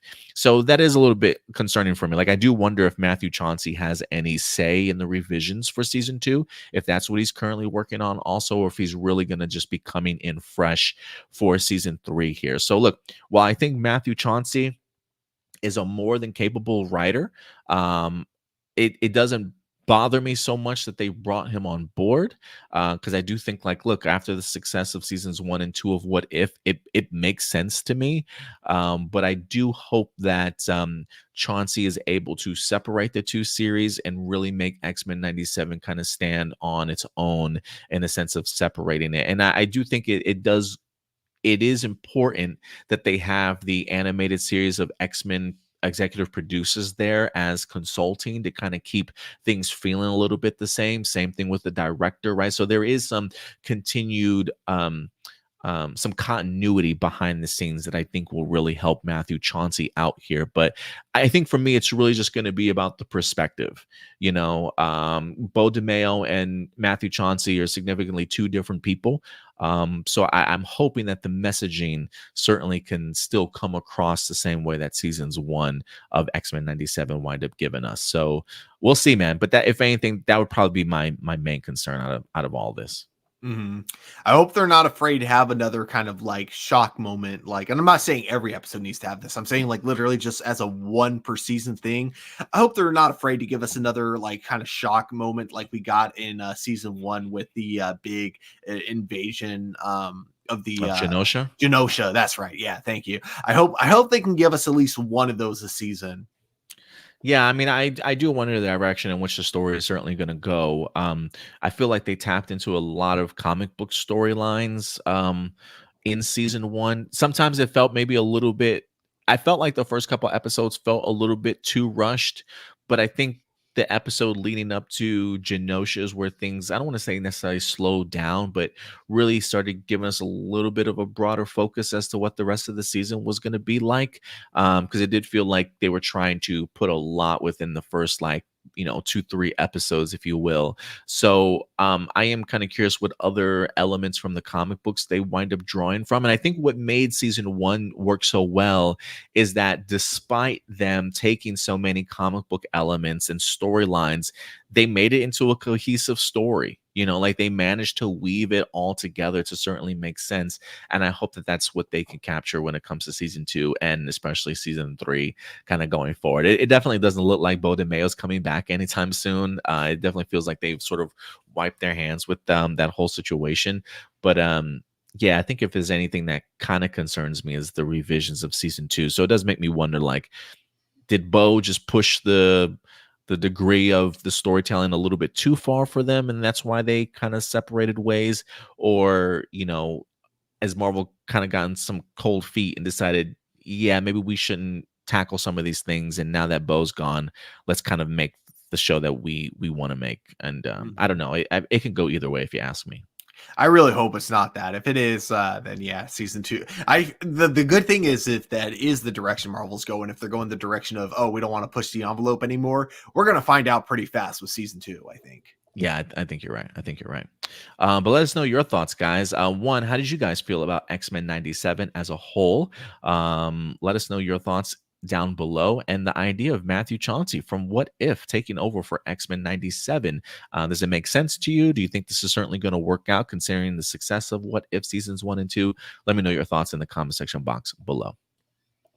And with that out of the way, Stuart, we will continue with some Marvel characters, not so much in the MCU, but we're going to take a jump over to Sony Pictures television side of things, as we do have ourselves a live action Spider-Man show that is currently in development. It seems as though we have talked about this before in the past, but Nicolas Cage is in fact set to return to play Spider-Noir in an upcoming live action Spider-Man series set to go ahead and drop on Prime Video. We have gotten several announcements of this pairing as Nicolas Cage returns to this character after voicing him in the Spider-Man animated movies. And this definitely feels like it's certainly going to be a period piece set during the 1930s. And as we wind up getting that reveal that this Spider-Man Noir series is in fact a go, this past week we actually wind up getting ourselves some casting announcements as to people that are going to be brought on board for this particular series. And Stuart, I'm actually a really big fan of some of these names and the characters that they're probably going to be playing here. So let's go ahead and bring this up here. This actually comes to us from, we got 2 articles here real quick. The first one comes to us from Deadline. And I was actually a really big fan of this actor's role in New Girl. In New Girl. But Spider-Man Noir, Lamorne Morris joins Nicolas Cage in Amazon's Marvel series as Robbie Robertson. And if that name sounds familiar for you Daily Bugle fans out there, it certainly should. Actor-comedian Lamorne Morris from Fargo has been tapped as a series regular opposite Nicolas Cage in Spider-Noir, the upcoming MGM Plus and Prime Video live action series based on the Marvel Comics Spider-Man Noir. It says Morris will play the character Robbie Robinson. It does say Spider-Man Noir from executive producers and showrunners Oren Uzel and Steve Lightfoot tells the story of an aging and down on his luck private investigator, Nicolas Cage, in 1930s New York, who was forced to grapple with his past life as the city's one and only superhero. It says Morris's Robbie Robertson, excuse me, these damn R's are killing me. Morris's Robbie Robertson is driven, hardworking, and won't take no for an answer. A dedicated journalist trying to make it with the odds stacked against him as a black professional in the 30s New York. He takes on the riskier stories that no one else would touch in order to catch attention and a paycheck. He is willing to do whatever is necessary for his career. And it says most notably known for starring in New Girl and headlining Hulu's Woke, Morris can be seen in the most recent 5th season of FX's anthology series Fargo. I got to say, I'm actually a really big fan of this casting choice here, Stuart. I do love Lamorne Morris. And if anything, I love the idea that they're tackling Robbie Robertson, especially because I think we've seen Robbie Robertson in past Spider-Man films, pretty much like as a cameo, as like one-off scenes here and there, kind of talking opposite of J. Jonah Jameson, right? But that he's at least an influential part of the Daily Bugle.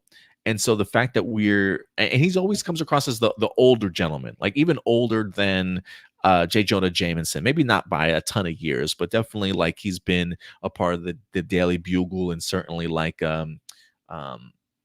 just a part of that company for quite some time. So the fact that we're going back into the 30s to see Robbie Robertson as sort of a younger man, kind of trying to make his way into the Daily Bugle, it kind of has those vibes of a young Peter Parker trying to make his way through Daily Bugle, as like an intern with photos and stuff. So the fact that we've got Robbie here in the 1930s taking on the riskier stories to get himself noticed and to bump himself up into the future of the Daily Bugle and where he usually stands right beside J. Jonah Jameson. I think like out of all the people that they could have tackled to bring to life and shine a little bit more light on, I'm a big fan of the choice of Robbie Robertson as a character to finally kind of get some shine and not necessarily be just sort of, I don't want to say a sidekick to J. Jonah Jameson, but he's definitely always been that character off screen that just jumps in for one or two lines and then back off. You know what I mean? So I think this is a great casting choice, honestly. Yeah, I'm curious because the times we see him, like you mentioned in the Sam Raimi movies, he's always like kind of an older gentleman, so already kind of developed. So it'll be kind of cool seeing him in his younger years. And then I totally forgot about the 1930s aspect of the show. So like a black reporter in that time period will be really interesting to see. And I hope he's got one of those relationships with Spider-Noir too. I hope he's got like whether he's feeding intel to Spider-Noir or Noir is giving him information to help him kind of get up closer. Like I would really like to kind of see like that Batman and Jim Gordon sort of relationship, but clearly he's not a detective, but like, helping each other along the way in regards to him being an investigative reporter. Maybe he knows details that Noir doesn't and is kind of feeding that stuff kind of back to him. So I do think there's a really fun element of Robbie Robertson's role in this series. And I think the fact that he was the first really casting choice announcement outside of Nicolas Cage, I think just shows how big of a role he's really going to have in this show. Mm-hmm. I am curious though. So we got Robbie Robertson. If that means that we're going to have like the Daily Bugle in this, and if we are we also going to be getting a J. Jonah Jameson? Yeah, I would be curious, right? Like I do wonder what the age gap is between Robbie and J. Jonah. So I do wonder if they will if we'll see like a younger version of him too in this series. But it definitely feels like Robbie's going to be taking the spotlight in here. But that's not the only casting announcement that we wind up having. We also got one from Variety here, which I think is another big win, if you ask me, in terms of just quality actors and performers jumping on board, because according to Variety, it says Spider-Man Noir series at Amazon cast Brendan Gleeson. Like this guy is a heavy hitter. Like he just doesn't just pop up in movies for just any reason, right? Like it goes back to, and this is, I do see them as separate actors, but Scarlett Johansson looking at a script from Jurassic World, like what? Like, why are you joining the Jurassic World franchise, right? And then Mahershala Ali joining the Jurassic World franchise, like what? Like how good must the script be for you to want to come on board? I just think Brendan Gleeson doesn't just take things for a paycheck. Like he's got to read something that makes him want to get out of bed and actually tackle this. And it says not only has he joined Spider-Man Noir, Variety has learned from sources. It says this marks one of Gleason's first announced projects since his Academy Award and Golden Globe nomination turned in The Banshee of Inisherin, which was a great film if you hadn't seen it for yourself. But Gleeson will star in this series opposite previously announced series lead Nicolas Cage. The show, okay, so it does talk about It will debut domestically. They have Amazon declined to comment on Gleason's casting. Says we've already talked about what the tagline is. Exact details on Gleason's roles are being kept under wraps, but he will reportedly play the show's villain. And so yeah, so he's I think this is a huge pickup, man. If you're talking about, like, it never hurts to add talent to the cast, and somebody with a big name like Brendan Gleeson, I think is a home run for them, honestly. Definitely. I'm curious if he's going to be playing like an actual like supervillain, or if we're going to we're going to be full grounded with this series, and it's going to be like kind of just, you know, a mob boss, and it's going to be, you know, Spider-Man taking down just kind of, you know, regular day-to-day criminals instead of like, you know, supervillains. I think that's kind of where the big part of my curiosity for the series comes in. You know, I am kind of curious if you know, you say mob bosses, and it's not like Spider-Man doesn't have his fair share of mob bosses for a rogues gallery. Like, I do wonder if he's going to end up playing, like, I think it was a Hammerhead, I believe. Like, I wonder if they're going to do like a Hammerhead storyline, but place it in the 30s. I think that would be pretty cool to kind of see, and have his like Hammerhead with his mob squad around him of henchmen, or like, you know what I'm saying, like people that do the jobs for him. Because I do believe Hammerhead has had like a couple of people that have worked for him before. If you can pull up Spider-Man's rogues gallery and see Hammerhead, but I would really like, he just seems like he fits a 1930s vibe for me that wouldn't work in like a modern day Spider-Man storyline. You know what I mean? Yeah, like looking at him side to side, like not only do I think that he could actually pull that role off really well, but yeah, like you said, that would fit the aesthetic of when the show takes place really well. So I think that'd be kind of a good safe first season villain to go with. And if anything, you could definitely maximize that character with an incredible talent like Brendan Gleeson. So look, man, I gotta tell you, the way that this is coming around definitely gives me hope that they've got something really special on hand here. You know, I think this is the first time that we're really, it says they developed the series with the Into the Spider-Man verse team of Lord and Miller and Amy Pascal. And it is important to know that Lord and Miller are very much sort of in the driver's seat in regards to putting together live action Spider-Man television stuff. And so the fact that we've got those same people that have helped produce and put together Into the Spider-Verse just tells me that we have some really competent people on the television side of things when it comes to Lord and Miller that I think can make some really compelling stories for Spider-Man Noir. So I'm really eager, especially even more now after these two great casting choices, if you ask me. But yeah, guys, let us know your thoughts in regards to this. Has this casting announcements, either of these hyped you up for this upcoming series? If so, let me know your thoughts in the comment section box below. And with that out of the way, Stuart, let's go ahead and change course here. We've been talking a lot about Marvel, but we can't forget about the DCU, baby, as we do have ourselves a huge rumor that has recently dropped in regards to Booster Gold casting. I do want to go ahead and preface this to take this as a huge grain of salt. I personally am not too familiar with where this website that revealed this exclusive sort of report. But I thought it was a fascinating rumor nonetheless to certainly go ahead and bring up. Because if anything, Stuart, I haven't seen this actor kind of shoot this down, and I haven't seen James Gunn yet come out and shoot this down. And he's usually one that's pretty quick to the trigger if something is not lining up right. So I wanted to talk about this a little bit, unless maybe he's come out this weekend. That I don't know. Maybe you can Google James Gunn shoots down Booster Gold rumors or something. I don't think he's done so yet. But I thought this was a fascinating one. So still, as of right now, take this as a grain of salt. But we do have an exclusive report here letting us know as to who potentially could be playing Booster Gold. And I don't necessarily know if this is who anybody pictured, but I will be interested to hear your guys' thoughts on this one, as this comes for us from nexuspointnews.com. This is a Booster Gold exclusive saying Kumail Nanjiani joins the DC universe as Booster Gold. First take on this, maybe we got some eye rollers out there. I don't really necessarily know. But when it comes to comedy, Kumail Nanjiani, I find pretty hilarious, honestly. So we'll see how this turns out, but let's dive into it here. It says we have exclusively learned that Kumail Nanjiani has landed the role of Booster Gold in the DCU. Nanjiani is currently set to portray the character in the upcoming DC Studio series Booster Gold, one of the upcoming entries of the highly anticipated DCU.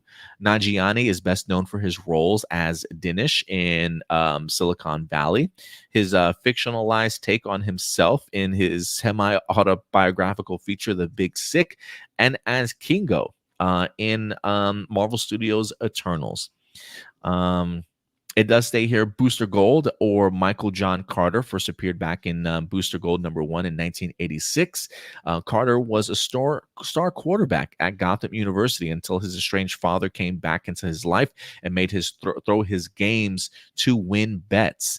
After being exposed, he was kicked off the team and expelled from Gotham University, leading him to take on a position as a museum night guard. After stealing a robot sidekick named Skeets, a power suit, a Legion of Superheroes flight ring, and a time sphere, he traveled back in time to present day to make a new name for himself as a superhero. Booster Gold was first announced in DC Studios back in January 2023 by James Gunn. He described the series as a superhero story of imposter syndrome and the character as loser from the future. Since its announcements, there's been no updates. But it says back in February in 2024, Daniel RPK reported on X or Twitter that Booster Gold had been cast. Last month, Nexus News reports that multiple writers had come on board to write the series.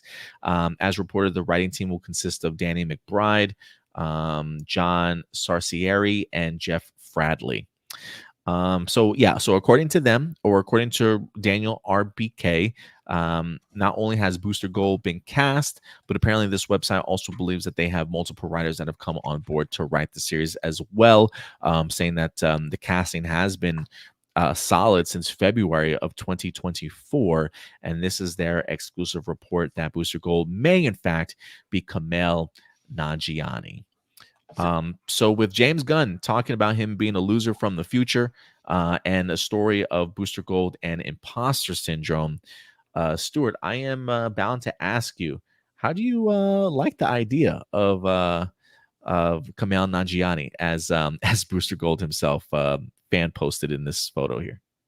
Honestly, this is kind of, it's not one I would have ever thought of. But now that I see it, yeah, I'm all for it. Because like you said, he is a funny actor, and the thing about Booster Gold is that he is a funny comic book character. And I know a lot of people, in fact, actually, we got one in the comment here with Marcelino Vasquez mentioning like a lot of people say they prefer Chris Pratt, which I get why, because James Gunn's the head of this universe, and Chris Pratt also could probably have that kind of similar personality in a way to Booster Gold from the comics. But I don't know. This is just so, yeah, this is just, the more I think about it, the more I'm just like, nah, like, he kind of fits that personality perfectly. Everything I remember about Booster Gold from not only the comic books, but also even the Justice League animated series.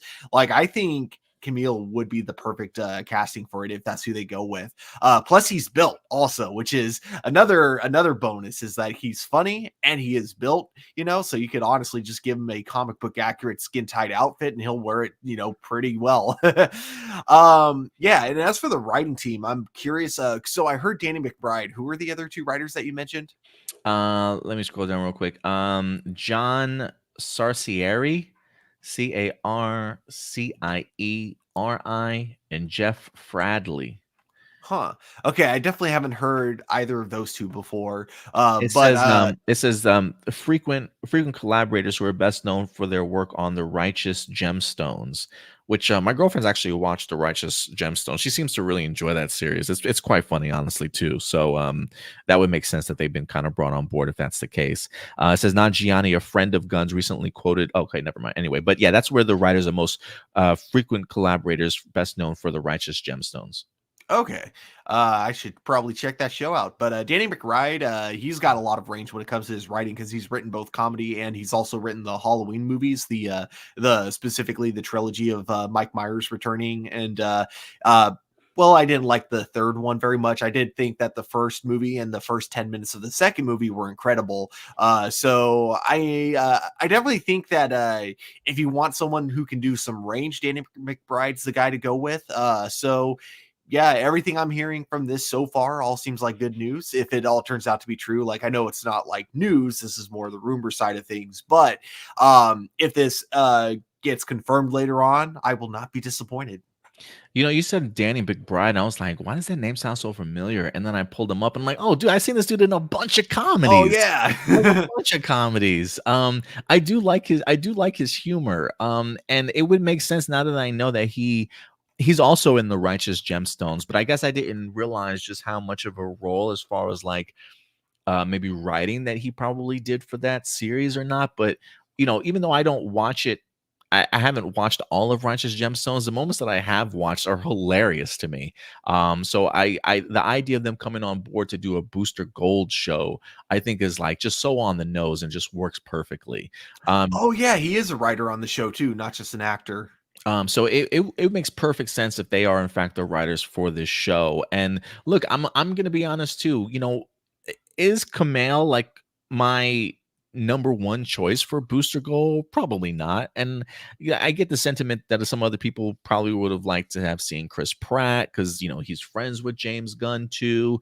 You know, I'm sure there's probably been a couple other people. The guy that played Homelander, I've seen some people trying to fan cast him as Booster Gold because he knows James Gunn also, right?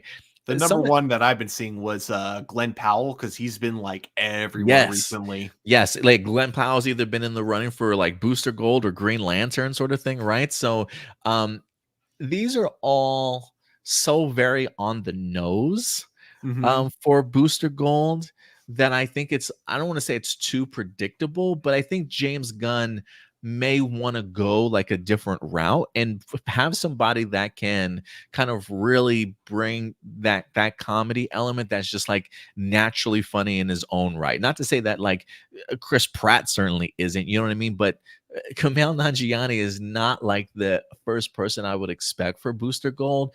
But I think after seeing his role in the Eternals, and how he does as somebody like with money, I don't want to say it was like more of an imposter syndrome in that regards, but like he clearly played up his role of like being a famous actor and also being a superhero, right? And like wanting to film everything, like we just put this in our movie. Like there's just a really fun element of Kumail sort of as a superhero, and the humor level that he was able to bring for the Eternals in his parts, that I think would actually really work for Booster Gold in here. And so again, not my, you know, he talks about the idea of him being like a night shift guard at the museum. Like I could easily see him playing a role like that in regards to stealing some things and then pretending to kind of be a superhero. I enjoyed him also. I think he was in Ghostbusters Frozen Empire, if I'm not mistaken. He did have some humorous moments. There were some moments that were a little bit too cringe for me, and I don't necessarily know if that was him so much it is sort of the writing, but I still liked elements of him being in that movie also. So again, not my first choice. I think everybody else that we've talked about has been so dialed in and on the nose that I could see James Gunn pulling a swerve here and giving us Kumail Nanjiani. And again, not my first choice, but if James Gunn were to officially announce him as Booster Gold, I don't think I'd be mad at it at all, Stuart. I would definitely be really open-minded in regards to seeing how he can kind of tackle this story. And then again, it would make me really curious to see how he would work opposite somebody like either Jolo Maraduena, Blue Beetle, or even if we were to get sort of a Ted Cord Blue Beetle version in here, even as like an elderly statesman Blue Beetle. I think that would be really, really fun and dynamic to kind of see. So again, take this with a grain of salt. This is just a rumor. It is fascinating that James Gunn and Kumail have not sort of shot down these rumors yet, and James Gunn's usually pretty good about it. So I'm starting to think that there might be something there. But again, this is strictly just a rumor. Have you found anything, Stuart?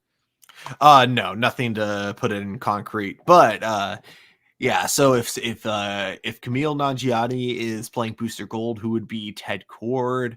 You know, not saying this would be my personal choice, but this is Ted Kord. I could actually see Chris Pratt being cast as if we already got Kumail Nanjiani as Interesting. Booster Gold. I could see them because they even mention like, and I know it's not going to be canon to the new universe, but they do even mention that Booster Gold apparently was a character who had a lot of sense of humor in the DC universe, and I know that's not canon anymore. But if they want to bring elements of that movie into the new DC universe continuity, you could say, you know, that also was probably one of the things that carried over. There was another name that I had seen pop up too, Jason Sudeikis from Ted Lasso, possibly being Blue Beetle. At least I've seen kind of some fan casting in regards to Jason Sudeikis being that, and so like him opposite of Kumail, I think it would be a really, really great combination. But I like the Chris Pratt choice too as Blue Beetle. Jason Sudeikis is amazing at playing off of other people. So I could see that. I could definitely see that. But yeah, that one was just a fan casting for possibly Ted Kord. Again, I don't know who if we even have that sort of combination in this series or not. But yeah, man, I would not be mad at Kumail Nanjiani as Booster Gold. It's a fascinating choice, and we'll see if it holds up. But yeah, guys, let us know your thoughts in the comment section box below. If you think Kumail could certainly do a really great job as Booster Gold, and whether or not who you personally would have had as Booster Gold if you had to go ahead and fan cast him yourself. So let us know your thoughts in the comment section box below. And then, oh wait, yeah, hang on. Figured to let you know, Stuart, that Halloween Kills has received a lot more praise after Halloween Ends, with many people saying we owe Halloween Kills an apology and it respects Michael Myers. You know what? I don't think my Halloween Kills was a great movie, but I love, and I mean this, like the first 20 minutes of that movie were amazing. And I don't think it's a terrible movie. I just think it didn't have an ending, and that like and that like saying that it's better because Halloween Ends was so much worse. I mean, I guess, yeah, if we're comparing a turd to a shit, then yeah, I guess a turd would be better. Sorry. No, it's not that bad. It's but yeah, no, Halloween Ends is really, really bad. I did not like that movie at all. Yo, I absolutely love that comparison. That's hilarious. What a great analogy. But yeah, guys, let us know your thoughts in the comment section box below. And with that out of the way, Stu, let's go ahead and get into some television news here. This was an interesting one. Look, I'm a huge fan of Martin Lawrence. I used to grow up watching a lot of Fox primetime shows with the likes of like In Living Color, Martin. There was another one out there that I'm trying to remember off the top of my head right now.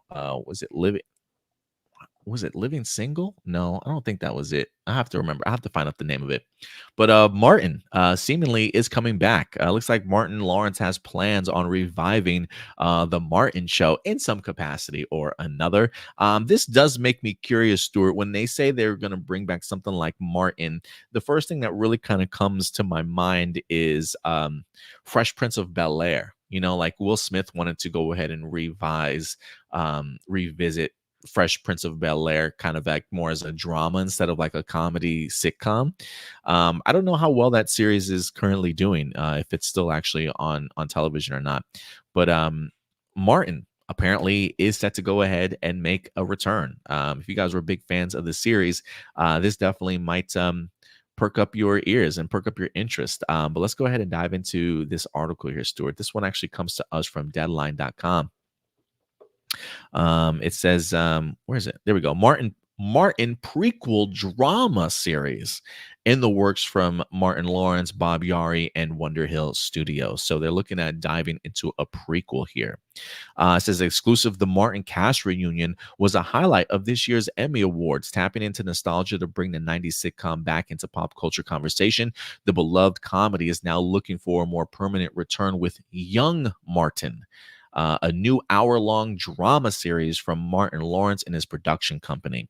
The hour-long Young Martin is a contemporary origin story centering on Martin Payne, a charismatic teenager navigating the complexities of transitioning from youth to adulthood. It reimagines the character played by Lawrence on Martin, paying homage to the original show, which aired on Fox from 1992 to 97. Man, I didn't realize. I mean, now looking back 5 years, that's a pretty damn good run. I do remember Martin being around for a while, but I didn't know I had that long of a run. Young Martin's dramatic bent resembles The Route, another signature 90s sitcom, The Fresh Prince of Bel-Air, certainly went, co-led by Will Smith, that took on Bel-Air recently. It's going to be executive produced by Lawrence as well. Set in modern-day Detroit, Young Martin follows Martin Payne, a spirited teenager whose journey is characterized by ambition, humor, and a genuine compassion for those around him. The show will explore themes of family, friendship, and life, while the young Payne balances on the tightrope between adolescence and adulthood. Martin's quick wit and magnetic personality draw him into high-stakes situations where he must confront obstacles, emotions, and ultimately find path to success. So it says, would be a prequel, but it would take place in modern times. yes. Well, yes, you read that right. Out of all the hit shows during the 90s, there was only one Martin, a show that defined culture and positivity. Martin reflected a real group of friends from our community that wound up on TV screens all over the world. I respected and revered Martin Lawrence for creating Martin Payne and what he did for African Americans on television in front and behind the character. In many ways, he influenced my path in the entertainment industry, and it's an honor to partner with Martin and his younger self and share him with the next generation of fans. So yes, you read that right. A prequel series to Martin titled Young Martin, but set in modern day Detroit. So we're definitely modernizing him for a very much more Martin prequel drama series. Look, let me just say, damn, Gina. I was not expecting this to happen. And honestly, I don't know how to feel about it. I'm a huge fan of Martin. Martin, I think, is, while me and the family, we play a lot of Fresh Prince of Bel-Air in the background from time to time, like the original stuff. I think Martin is one of those shows that I could probably put on repeat too and just kind of play in the background. Living Single and Martin were like two shows that were every week on our television sets when I used to grow up as a kid. And so I was a really big Martin fan. When I first heard this, a Young Martin series, my thought immediately went to sort of Everybody Hates Chris, and sort of Chris Rock telling his sort of story of a young kid kind of growing up, but still in that Chris Rock fashion that had like the humor elements to it, right? But still had impactful like life moments to certainly take away from it. But it was always comedy first with like a twist of real life lessons to kind of be taught. And so I immediately was like, yes, I'm on board with this. And then I read the drama series aspect and I thought to myself, dear God, no. Damn, Gina, damn. Like I just did not care for Bel-Air very much. And I guess for me, especially, maybe that's something they could have pulled off with Will's character from that show. But Martin, I just feel, is so comedy driven that the idea of them wanting to turn it into a drama series kind of takes away a little bit from what I remember Martin to be. And it's just one of those things, like, I still think that you could have held true to that Martin sitcom with giving us a young Martin, but still taking those sort of the same tone, if you will, if they wanted to modernize it a little bit more. So I just think the drama series choice is the wrong choice to go. But that's just my own opinion. Look, if you were big fans of the drama series Bel-Air, maybe it worked for you. It was just too serious for me. And I just, even if it's a young Martin and he, young Martin Payne, and he's got his own charisma and his own passion and a really helpful kid and stuff, like, I just don't know if that's the route I personally would have taken this particular character. I probably would have stuck more with the comedy aspect of things, but we'll see how it goes. I will say that my anticipation was up here, and now it's kind of like very much a wait and see sort of mentality for this young Martin series. This is the drama. The drama aspect is really what kind of concerns me here personally. But I don't know if you ever watched Martin Stewart, or what your connection is with the series. But in general, when you hear this, any initial thoughts? So I haven't watched Martin at all. Was that ever a part of TGIF? Do you know? No, this was Fox. TGF was more That's ABC. This was more Fox. Okay, that's probably why. So yeah, I've actually like never seen this show before, but I do kind of have the similar thoughts though to Fresh Prince of Bel-Air, which is like if you're gonna completely change like the whole aspect of the show, why even bother giving it that connection to begin with? Why not just make it a Ah, completely original series to uh-huh. begin with? Like maybe there's a reason behind it. Again, I haven't watched the new Prince reboot that they did, the drama one. So I don't know if maybe there was like a purpose there that I'm just not seeing. But right now it's just like again, kind of with this, like I don't understand why you would bother connecting it then if you want to go for a serious drama that isn't even fully connected to the sitcom.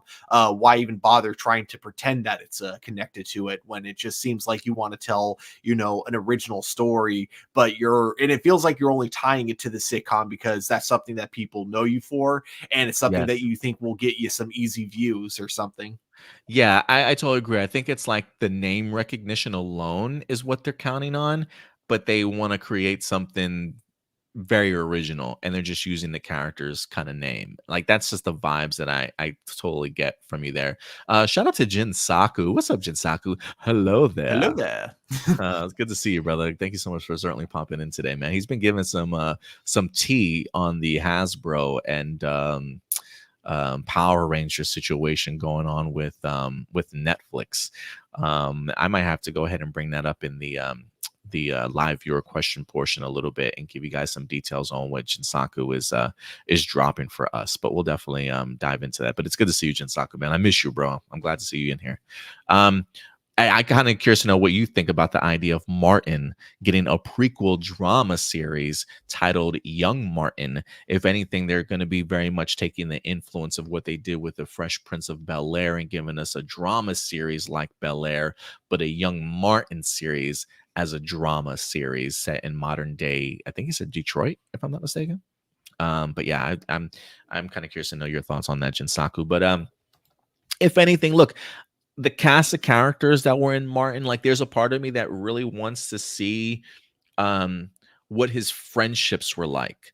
You know, like he had some really great lifelong friends in Martin, and I kind of want to see, if anything, how those were kind of established. But again, it's just like and not to take anything away from Martin, because again, like I said, while it was very comedy heavy, um it did have its episodes that were really heavy-handed and emotional at times, you know what I mean?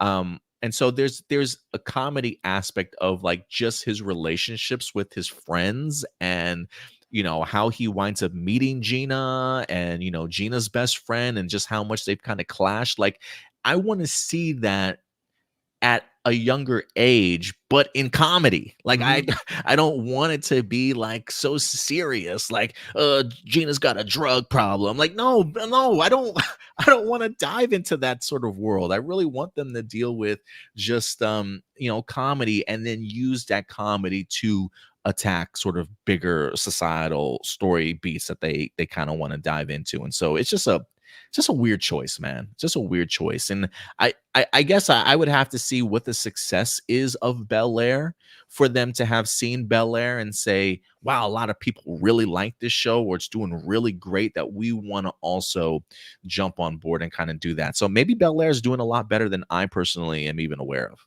Mhm. The thing I'm noticing kind of with like modern TV compared to past TV or, older TV.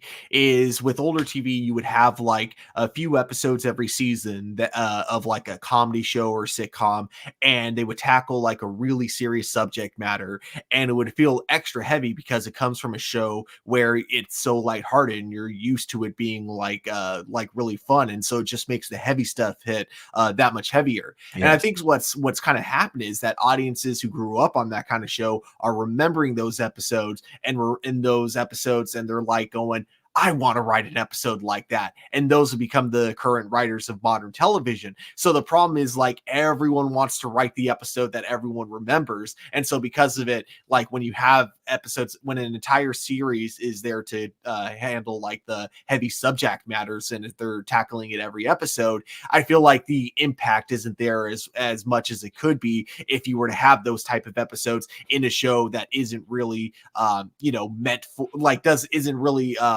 built around that kind of subject matter. You know what I mean? Yeah, no, I think you make a really great point there for sure. Absolutely, man. Jinsaku does chime in. He says, and yeah, I'm seeing a trend with sitcoms being turned into drama shows. Young Sheldon, that Fresh Prince reboot, it seems to be the infinite money glitch. But he says, I'll probably check it out when I'm high. Yeah, yeah, that's a good point, Jitsaku. I appreciate your thoughts, man. Yeah, I think if anything, I think we'll probably tackle your recent Power Ranger news and our live viewer question. That'll probably be the first thing that we talk about when we get to our live viewer question post, because it is rather fascinating in regards to what's being shopped around right now from Hasbro. But yeah, guys, let us know your thoughts in regards to the Martin prequel series, Young Martin being driven more drama series than comedy. Are you on board for that? Will you give it a shot? Let me know your thoughts. And then our last story for the day, Stuart, before we get into live viewer questions, we got to get into our Star Wars bag. And first, real quick, guys, let me go ahead and I'll pull this up before I forget, because we do have one last episode of The Acolyte to certainly come. If you guys have been watching The Acolyte along with us, we do have the final episode this Tuesday, which I'm really looking forward to. See how this series finishes itself off. But if you want to join us for our reviews, we do live reviews every Wednesday at 10 p.m. Central Time. It's usually myself, Stuart, fellow collaborators Will M. Polk from Cena Nerd, along with the YouTuber Crystal Kyber. We will be going live this Wednesday at 10 p.m. Central Time to talk the final episode of The Acolyte. And since we're talking about Star Wars, Stuart, apparently there's a Star Wars movie that has not been officially announced yet by Lucasfilm that's actually gaining some traction and news here this week. As of right now, the only 3 movies that have or 4 movies that have been officially announced from Kathleen Kennedy has been The Mandalorian and the Grogu movie. We also have the James Mangold Dawn of the Jedi movie that was officially announced at Star Wars Celebration London a couple years ago. We've got the Dave Filoni movie that's going to be taking place during the New Republic era, during this time period for the Ahsoka series and the Mandalorian show. And then we also have Charmin Obey-Chinoy's Rey Skywalker sort of new Jedi Order series that's going to be taking place after the sequel trilogies that we wind up having. Those are the only 4 that I know that are in fact official. There have been some rumblings of Patty Jenkins' Rogue Squadron movie certainly still being in development, and she's working behind the scenes on a script there. And apparently Shawn Levy is getting a movie also, fresh off of Deadpool and Wolverine. I think we might have missed that announcement. I don't even know when that announcement was even given, but Shawn Levy apparently is going to be doing himself a Star Wars movie as well. So he's going to be rather busy here, Stuart. But this actually comes to us from comingsoon.net, letting us know that the Shawn Levy Star Wars movie finds its writer officially. So not only do we have director on board, but we now have a writer. So things are seemingly kind of coming together for this movie, probably a lot faster than maybe some of the other movies that Kathleen Kennedy has already announced. It says Deadpool and Wolverine director Shawn Levy will reportedly bring a familiar writer to his Star Wars movie. The Insider from Jeff Schneider reports that Levy will looked to his longtime collaborator, Jonathan Troper, to pen his Star Wars movie. The pair have worked together on projects for a decade now. This includes Levy's This Is Where I Leave You, and 2022 Netflix action movie, The Adam Project. Levy was also a producer on the Netflix film Kodachrome, which Troper wrote. Away from Levy, Troper has an extensive TV catalog.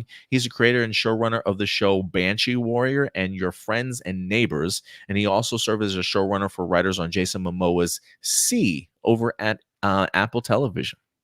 It says there's no word on what Shawn Levy's Star Wars movie will be about, but expect it to feel like a Shawn Levy movie. This is what he told about his meeting with Kathleen Kennedy. He says, her central mandate to me was, I want a Shawn Levy movie. I want a story and a tone that reflects you and your taste and what you bring to your movies with the Star Wars story. He would later say that he felt very empowered to trust his instincts in the development of this story and movie. So I have no idea how far along this is. This has not been officially confirmed by Lucasfilm, if I'm not mistaken. I don't think they've made an official announcement. Maybe I'm wrong. But Stuart, I want to tackle your thoughts. One, I don't know if you've watched the Adam Project or if you've seen Shawn Levy and Troper work with each other before in the past, or if you've seen some of his past work. What's your excitement level for the idea that these two familiar faces are working alongside each other for this film? Well, I really like the Adam Project, and I do like a lot of Shawn Levy's movies altogether. But man, I need to see a trailer first, because I could see this going either way. I wasn't against the idea of him directing a movie, Star Wars movie specifically, but then like after hearing I'm sure he was paraphrasing. I'm sure the meeting didn't actually go exactly like this. But if that's actually how Kathleen Kennedy like presented it to him, like saying, hey, I want you to make your movie, just, add Star Wars, but I want you to like make it feel like all of your other movies. I don't know, man, because I just don't know if that tone, that vibe works in the Star Wars universe. I could be wrong. All right. I just, if you were to take a movie like Free Guy, really like that movie. But if you were to like switch it up so it's like in this, like, you were to take that kind of humor, that kind of wackiness and put in the Star Wars universe, unless it was like an animated movie, I don't know if it would feel right to me personally as a Star Wars fan. But I could be wrong. But as of now, I gotta hear more before I get my hopes too high up for this. Did Troper work on Free Guy? Do you know? No, I was looking it up on his IMDb. The only one I could find from him that I've actually seen was the Adam Project.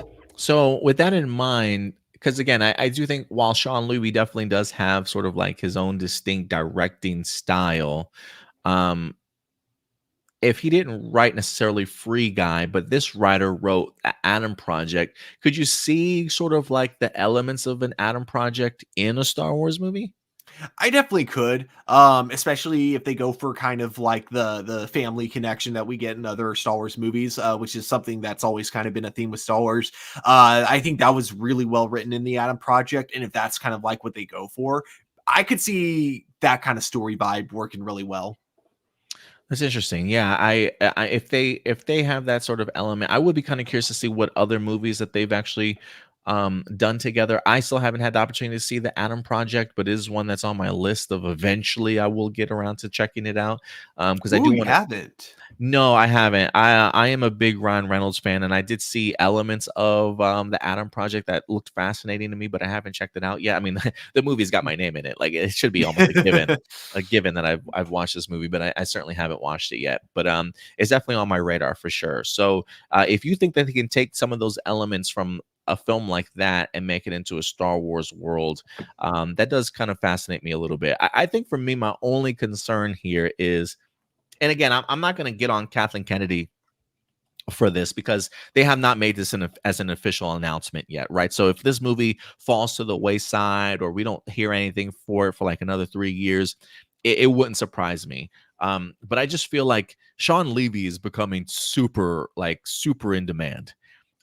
Because if the rumors and the suggestion of him maybe taking on an Avengers film is true after Deadpool and Wolverine, I can't imagine that this Star Wars movie will even come before an Avengers film that he winds up doing, whether that be Avengers 5, whether he does Avengers 6. I'm still on the belief that he will do an Avengers film. I've been talking about this up for months.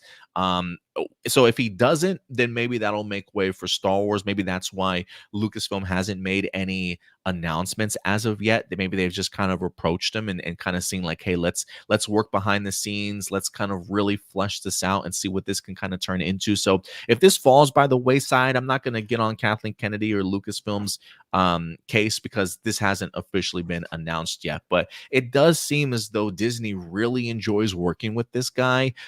They probably are really impressed with what he did with Deadpool and Wolverine. And it seems as though they're like staking their claim with this guy in the sense of, hey, maybe we can use you in Marvel. Maybe we can use your talent when it comes to something like Star Wars to really kind of help get this boost. And, you know, I'm not going to lie. I mean, if Deadpool and Wolverine is rather successful and you were to say and make an official announcement, Shawn Levy's making a Star Wars movie, man, I mean, I got to imagine that the hype is going to be there, but I hope that they do not make that announcement until he is fully committed to that being his very next project that he certainly wants to work on. Because I don't want to get my expectations up here and then this just kind of falls to the wayside. You know what I mean? But I do think that you got a director and a writer who are extremely comfortable with each other, that I think could just really do some good things together. And I wouldn't mind seeing that combination together in a Star Wars film. But we'll see how it goes, man. Star Wars has quite a few projects that I'm still waiting to see them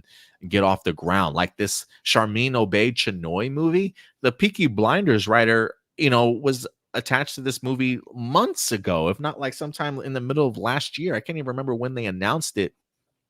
Or maybe it was like the tail end of 2023. But I honestly thought that we would have like final scripts in, you know, pre-production really like beginning way. I thought they probably wanted to get this film in front of the cameras by the end of this particular year. Now they're talking they may not start filming this movie until the beginning of 2025. And I'm just thinking to myself, like, when are these movies actually going to start, you know, being put together? Thankfully, Mandalorian and Grogu, I think, is set to start filming this summer. So that is definitely in the bag of something that's going to happen. But I was definitely under the impression this Rey Skywalker movie would be up and about in regards to, you know, all the pieces kind of coming together behind the scenes. And I'm just curious if the final scripts have even come in yet. You know what I mean? Mm-hmm. So yeah, they got a lot of moving pieces going on right now. They do indeed. Yeah, when it comes to like the Star Wars films, I'm just like, I'm trying not to get my hopes up for any of them just because I feel like they constantly have been announcing these movies as fast as they've been canceling them before they even like have a chance to start pre-production. So yeah, when it comes to the movie side of things, it's like, I'm just going to wait and see. Yeah, I'm right there with you. But look, guys, we want to know your thoughts. Shawn Levy has apparently a Star Wars movie that Kathleen Kennedy has approached him about making, and it seems as though he is bringing in a very familiar writer to go ahead and work alongside him for this. What do you guys think about this news? Let me know your thoughts in the comment section box below. And with that, Stuart, out of the way, I think you know what time it is. I do indeed. And now, everybody, it is time for live viewer questions. And we're going to get into the live viewer question portion of the show. Let me get some music going here.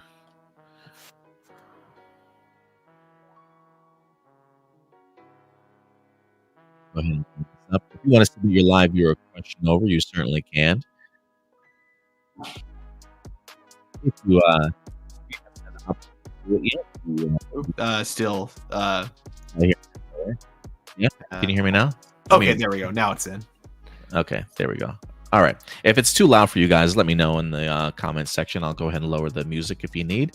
But if you want to go ahead and submit a live viewer question, how do you go ahead and do that? Well, every week we'll go ahead and drop a live viewer question post. Just go over to our YouTube channel, as you see right here. Click on that community tab.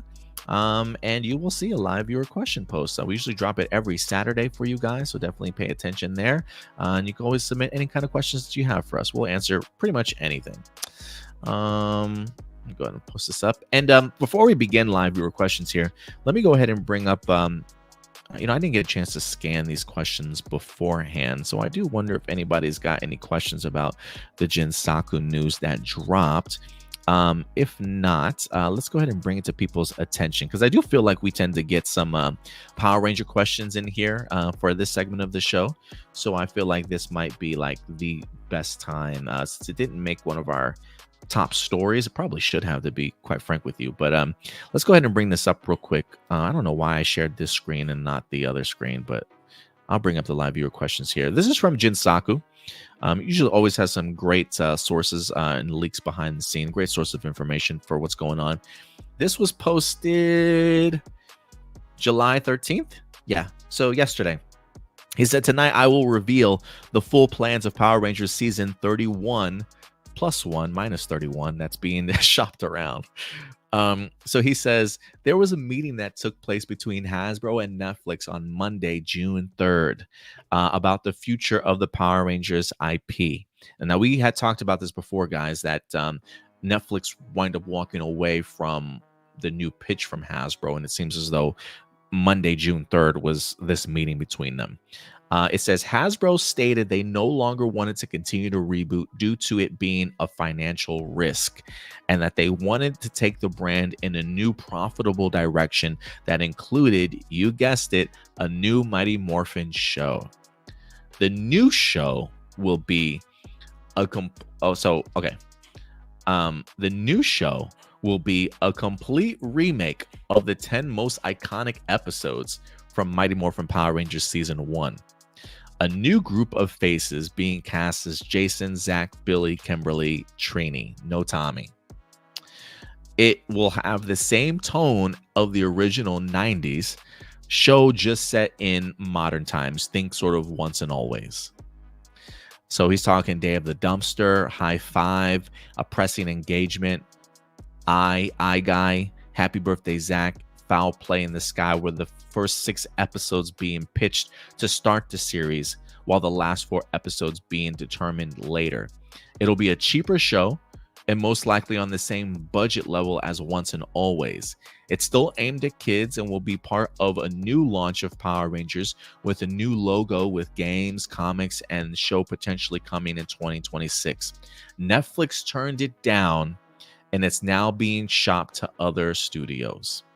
So this is clearly not the show that we've been talking about in regards to what Jonathan Entwistle and Jenny Klein were certainly producing. And it seems as though Hasbro stated they no longer want to continue to reboot due to its financial risk, and they want to take the brand into a new profitable direction, or at least they believe this is going to be a profitable direction of giving us pretty much a new Mighty Morphin show. And Netflix said, that is not what we agreed upon. So, Stuart, hearing some of these details, are you kind of glad that Netflix kind of stepped away from this? What do you think is going through Hasbro's mind in regards to making them, feel like it's now becoming a financial risk after all the money that was kind of invested in this? What do you think about just the premise here? If this pitch is real, they're clearly trying to get people to turn them down, because there's no way they actually oh my God. I just don't know what to say to this. This is such a dumb, lazy, this feels like a parody of what corporates come up with when it comes to trying to have fast money and stuff. This doesn't, oh my God. It sounds like an idea AI would have come up with. Yes, thank you. Oh my God, yes, that is exactly what this is. No, I am very glad, that Netflix turned them down, which, by the way, is saying something, because if you know Netflix, you know that, their 2 favorite words are green light.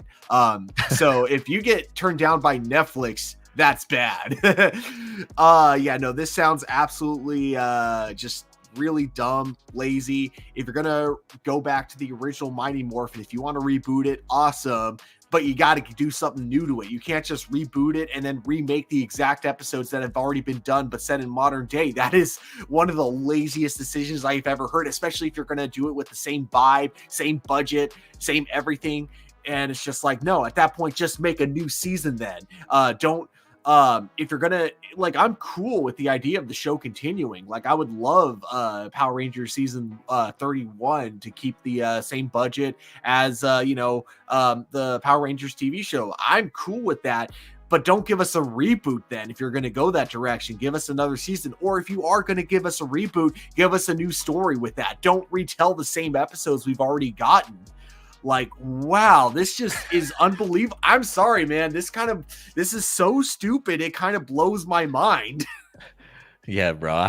I'm glad I let you go first and just rant about this. Yeah, you're saying all the same exact sentiments. And the fact that you bring up that this feels like a pitch from Hasbro in the sense that they really don't have an idea. Like, they really, like, I don't know who would want to pick this up at this particular point in time. I think what made the Power Ranger reboot so compelling was the idea that you were going in sort of like a new storytelling route. You know, the fact that, you know, we had Tommy, we had brand new sort of characters instead of Jason, Zach, Billy, and Kimberly and Trini that were going to take over as like the new five. Like there just seemed like there was just so much more investment in the originality of what the previous pitch was certainly going to be, that this just feels like they really have no plan for this anymore, and that the idea that maybe they really just don't want this to be picked up and utilize this as an excuse to maybe sell off the rights once again. I 100% think that's what it is. And in the sense of like, we're just going to let the time of these rights expire. Maybe if there's somebody else that wants to go ahead and purchase this, maybe we can sell this off to them and they can go ahead and kind of create something at the end of the day. But I truly hope nobody picks this up, because honestly, I don't necessarily know if I would even want to watch this show, to be perfectly honest with you. A cheaper show that's most likely on the same budget level as Once and Always, which I didn't think the budget for Once and Always was that bad. But if it's still aimed at kids, we'll be a part of the new launch Power Rangers, new logo. Like, it's just just sell it, man. Just if you sell don't it. want it, like, yeah. And it just feels like the CEO Chris Cox over there, just after, and I said this before, man, it's like, rest in peace, Brian Goldner, but I miss you, bro. Like, I miss your vision that you had, not only for Power Rangers, but for sort of Hasbro as a whole, you know. And look, Hasbro is doing well in certain areas. Maybe like the Transformer stuff lately has been pretty good. But outside of, you know, Chris Cox's love for Dungeons and Dragons, which was a really enjoyable movie, you know, he clearly has no vision for how to utilize IP on a television or a movie sort of mindset. And so I miss Brian Goldner.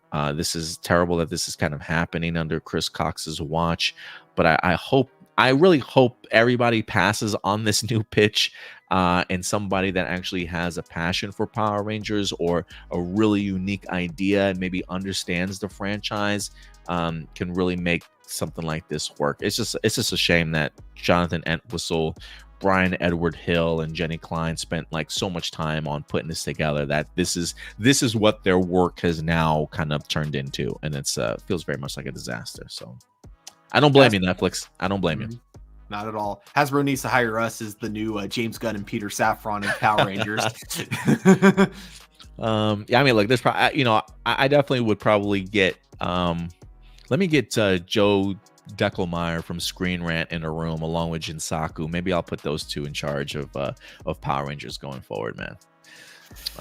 We'll see. We'll see what happens. Just, you know, last thing I'll say about it is that it reminds me of when Tim Burton didn't want to do Beetlejuice 2, so he pitched Warner Brothers like the worst idea for a sequel, which was Beetlejuice going on vacation in Hawaii, just because just so Warner Brothers would turn him down, because he just really didn't want to do it. That's what this feels like. Exactly. It feels like Hasbro wants to sell Power Rangers because they see no value in it, but they have to at least pretend that they're putting in an effort to do something. Jinsaku, since you're still in the live chat, I want to know your own thoughts on this. Since you're the one that's reporting this news, like if we take a step back from being the reporter here for a minute, like how does this feel for you? I definitely would love to know your thoughts, man. But yeah, it feels tragic to me, bro. Like this is what we've become. Damn, Power Rangers, what is going on here? But yeah, we'll see. And I just think it's a great opportunity. Like I've said this for a while. Like with where comic book movies have really gone. I mean, maybe it's not like in the prime of where it was when the MCU was huge, but like Power Rangers, I just feel like is in the need of a reboot. And if there's been any time to reboot Power Rangers for like a new generation, like this is it. You know, people at one point in time were just sucking up all this comic book stuff. Now it does feel like maybe it's getting a little bit oversaturated. So maybe Power Rangers missed its opportunity here in regards to live action. But I still think there's got to be a place out there for Power Rangers. Jinsaku says it's unfortunate the guy who wanted the big plans for Power Rangers passed away, and now it's stuck with the step parents. Yeah, that's super accurate. I think it'll work in animation, but live action not so much. Yeah, I do think animation is certainly the route to go. I'm telling you, Jinsaku, I want to team you and Joe Deckelmeyer up to come up with some concepts together and try and become, like he said, the new James Gunn and Peter Safran. Because even Joe, when I talked to him at Fan Expo a couple months ago, he said the same thing in regards to animation is the key for Power Rangers as of right now. He's really been on board with this idea of an anthology kind of animated series. And if we can't do something fascinating with live action, I'll take animation too. I think those are really two key opportunities for Power Rangers to continue to grow, but we'll see how it goes, man. We'll see how it goes. But let's get into these live viewer questions, man. I'm sorry this is taking a little bit longer than I expected, but let's go ahead and dive into this. Jessica Friedman, what's up, Jessica? Do you think the CW will be able to survive after the cancellation of Walker and the end of Superman and Lois? And would you like to see Cora get her own animated sequel series? Ooh. I think the CW will still kind of survive, but it'll just be on life support, for the rest of its life. Because yeah, it's just like I said, it's become a network where they just do reruns, and that's unfortunately with cable network television, it feels like that's almost the only way you can stay. You can not even make a profit, but just stay relevant. Oh yeah, okay. Stay relevant. Yeah, break even. As for a core sequel series, I definitely be down. I know that they have a couple comic book sequels, which tackle the relationship between her and oh god, I forgot her name. But Sami, was it? I forgot. But the one who's like the daughter of like the rich dude who turns out to be an a-hole. Either way, yeah, I wouldn't mind seeing that continue. So I didn't get a chance to watch Korra, but I do like the idea of it eventually getting a sequel series. I could see that easily on like a Paramount Plus or Netflix or something like that. I think they should take the high that is the live action Avatar series and build off of that anticipation level and give Korra a sequel series. I would be completely on board with that. As far as Asami, cool. Thanks, Marcelino. If anything, I would say, as far as will the CW survive? I mean, I think so. I just, I don't know what the numbers it's going to be doing, but I think it'll manage to survive. It'll just become something different, we'll see what the ratings and stuff is going to be like, and whether or not like management will eventually sell that off too, and then somebody else will come on and change the CW to like another program. I feel like we've seen this a lot with just CW in general. Like it's gone through several changes over the like past decade, I feel like, if not a little bit longer, in regards to people coming in and buying it out sort of thing. So I do think it can survive. It's just definitely not going to be what it once was. Jinsaku did say, good news, it's only being shopped around right now, so there's a good chance no one wants it, and it'll be a wake-up call. Yeah, I hope so. Marcelino, what's up, Marcelino? In this day and age, there have been countless movies that were hated upon release and have gained more love and attraction over the years. However, there is a movie that you personally don't like, but However, is there a movie that you personally don't like, But what pisses you off more is the fact that it's now beloved, that you believe it's wrong to love and still deserves the hate that it got initially. I'm not joking about this. I genuinely want to know something that will make you angry to that level. I know guys respect everyone's opinions, but there has to be something that pushes your limits. I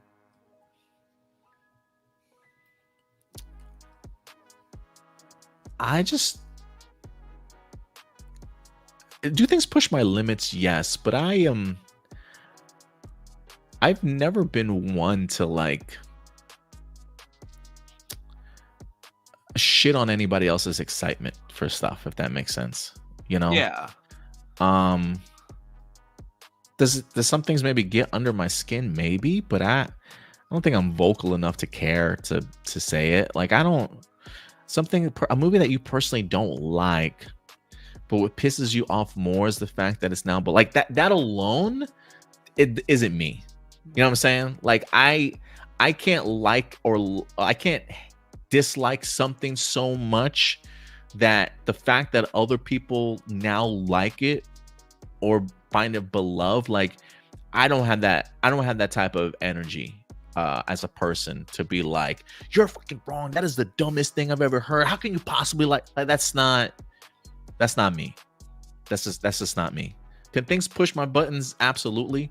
But when it comes to movies, I view and criticize movies vastly different than I think what a modern day age of, whether that be Twitter or social media, people like view things. Like I just don't have that level. I don't want to say that type of hate in my heart or like dislike of other people to like things that I don't like to feel some type of way about it. Like I don't lose sleep over things like that at all. So I know you're not joking, and I want to give you an honest answer, but I don't let things like that make me angry. I got way too much time on my clock as far as my heart and my life to worry about what other people like and don't like that I like to make me angry to that point. Like I don't roll like that. That's just not who I am as a human being. So if I don't like something, that's cool. If people love it and it's turned into a box office hit and a cult classic, props to them. You know, I got, it's no word off my back, man. That's just me though. That's just me.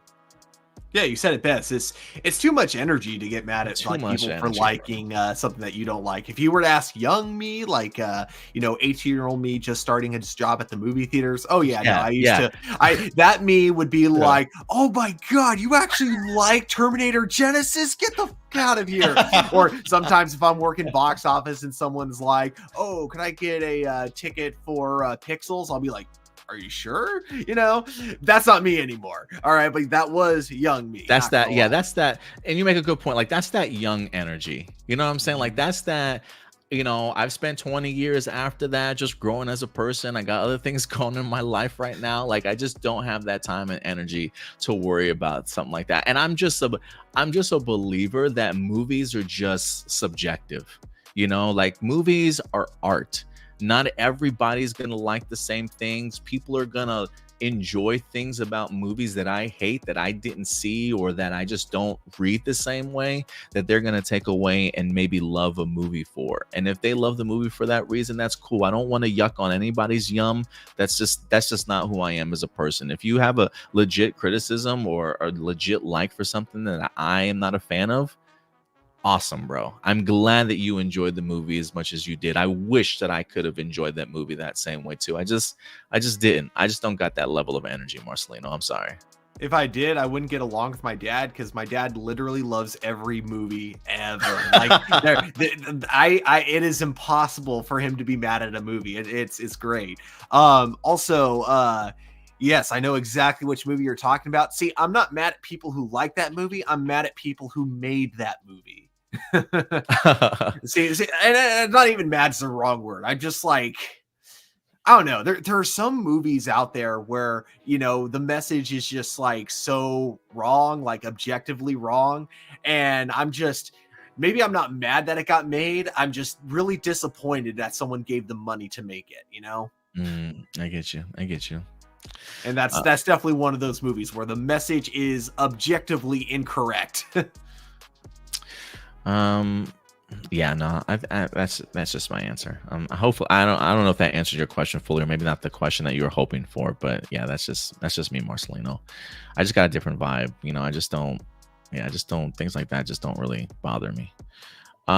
What do you want to see out of the upcoming Halloween TV show that Miramax is making? Personally, I want to see a second try on the Jamie storyline with a thorn curse. I know a lot of people didn't like it, but I thought it had potential and a better vision. Any thoughts on that one, Stuart? I'll leave that one to you.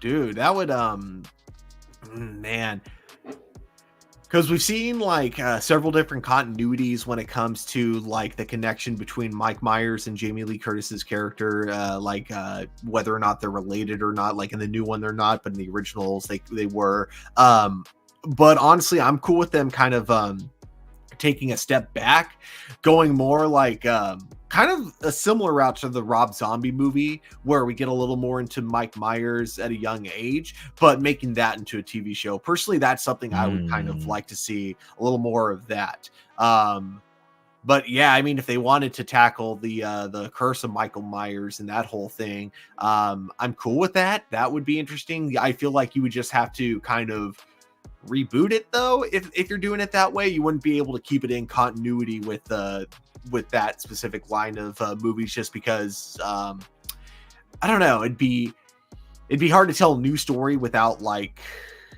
rewriting it, if that makes sense. I don't know. So yeah, I either way, yeah, I could see it going either way.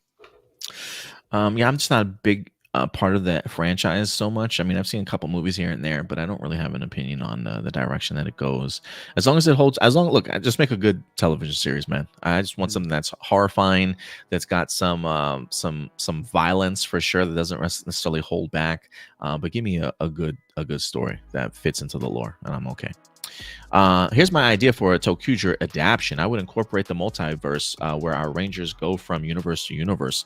There would be cameos from past characters, but not in abundance, just a handful. I wanted to use the multiverse for a few reasons. Tokuger wasn't adapted because trains are not popular in the US, so using a multiverse as a second theme, which is extremely popular, would give it more relevance. It could show the audience that Power Rangers have a multiverse is a gift, not a hindrance.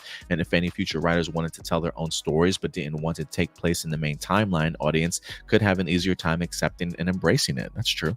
My Ranger cast would be composed of anti-Rangers. These are people who became homeless and lost their jobs due to Megazord destruction, got caught in the crossfires, believe that the Rangers don't take accountability for their actions, and lack of insurance programs to help civilians.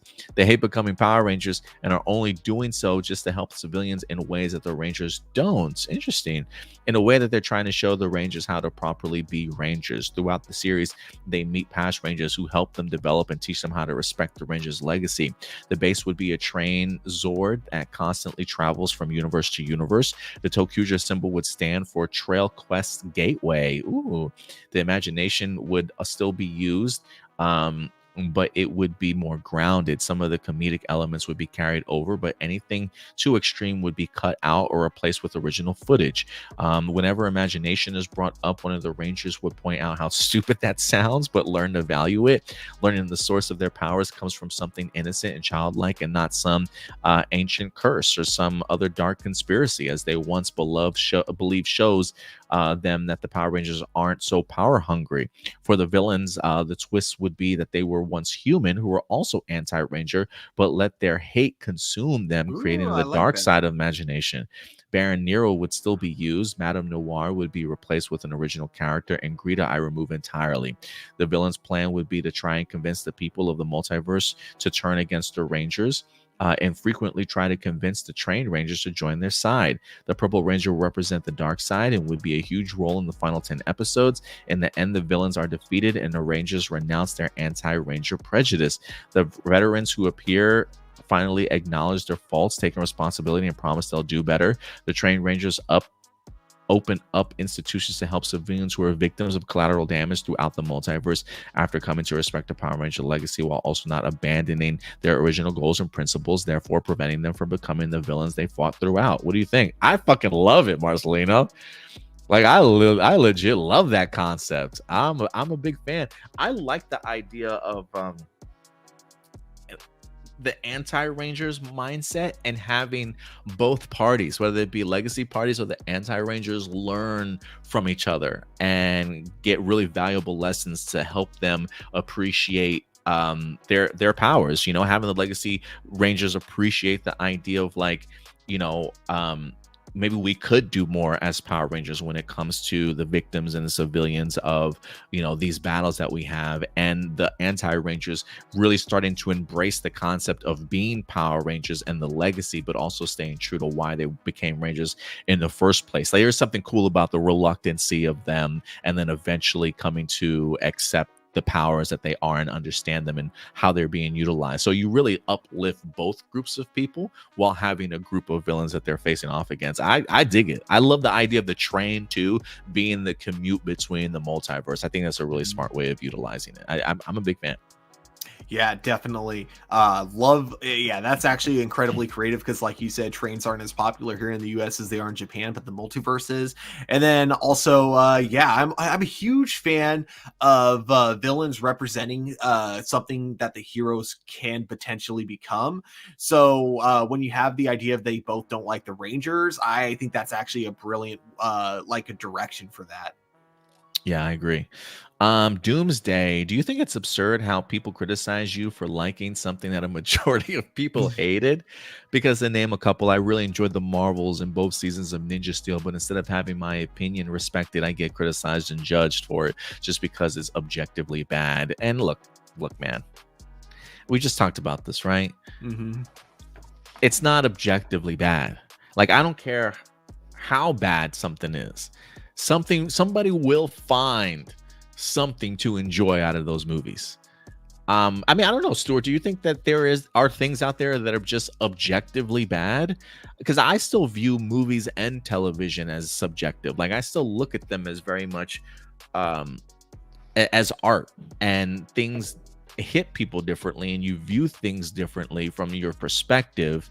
So I just hate people that are like, no, it's trash, no, it's just bad. I mean, maybe to you, but I do think that there is some saving grace for some other people's perspective when they watch things. Like, I think Ninja Steel is atrocious, but I'm not going to criticize your perspective or judge you because of the fact that you liked it. I may ask you, like, what did you like about it? Like, okay, I don't necessarily agree with it, but yo, I'm glad that you took something away from something like Ninja Steel and really enjoyed it for yourself. Like, I don't understand the idea of like why we have to feel like we have to be so opinionated and critical of certain things to put others down for their enjoyment of things that we don't like. I just, like, that doesn't make you a critic. That makes you an asshole. Like, there's a big difference.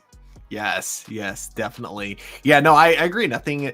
Okay, if a movie like Screenwave can have people subjectively look at it and go, okay, so this is a movie in which we are supposed to reflect upon ourselves and find something that's actually like, you know, art about that movie, then yes, nothing can be objectively bad. If Screenwave is a movie that will be shown in film classes, which is, you know, something I've only just recently learned about because I read like the James Rolfe book and I learned about why that movie is particularly filmed or shown in a lot of film classes, which for context is a movie where it's a camera looking at a wall with really, really high noise gain on it. So it's like also unpleasant to listen to. Occasionally something happens, but for the most part, it's 50 minutes of a camera looking directly at a wall. And people are able to look at that and go, oh, I get what the director was going for. So if people are able to do that with a movie like Screenwave, yeah, there is nothing objectively bad about what. So you gave Ninja Steel and what was the other thing? Oh, the Marvels. Yeah, there is nothing objectively bad about either of those. If people can find things to like about a movie like Screenwave, you know. And like I said, I know I was kind of harsh on the Marvels, but I didn't hate that movie. I just didn't think it was anything great. I can definitely see why some people would really enjoy it. I can definitely see an appeal. You know, it just didn't connect with me the way I wish it did. And you know, of course, I don't like Ninja Steel, but awesome that you do, man. Yeah, and it's just those people that say the things that are just objectively bad. To me, it it simplifies it down to just being closed-minded in the sense of, Yes. like you said, you not that person not being able to put themselves in somebody else's shoes and understand, like, okay, well, I can see how somebody can find something or those aspects appealing to it, sort of thing, you know. And yeah, it's just closed-mindedness. And so I do think it is absurd how people criticize you, yeah, because it just makes you an asshole, I think, honestly. Wouldn't it be cool if everything from Power Rangers, Ninja Storm to RPM were put on Disney Plus since they were owned by Disney? Are they not on Disney Plus? I guess No. not, huh? They're on Netflix, or I mean, not Netflix, on YouTube now, huh? Yeah, for me personally, I just kind of prefer when all the seasons are together.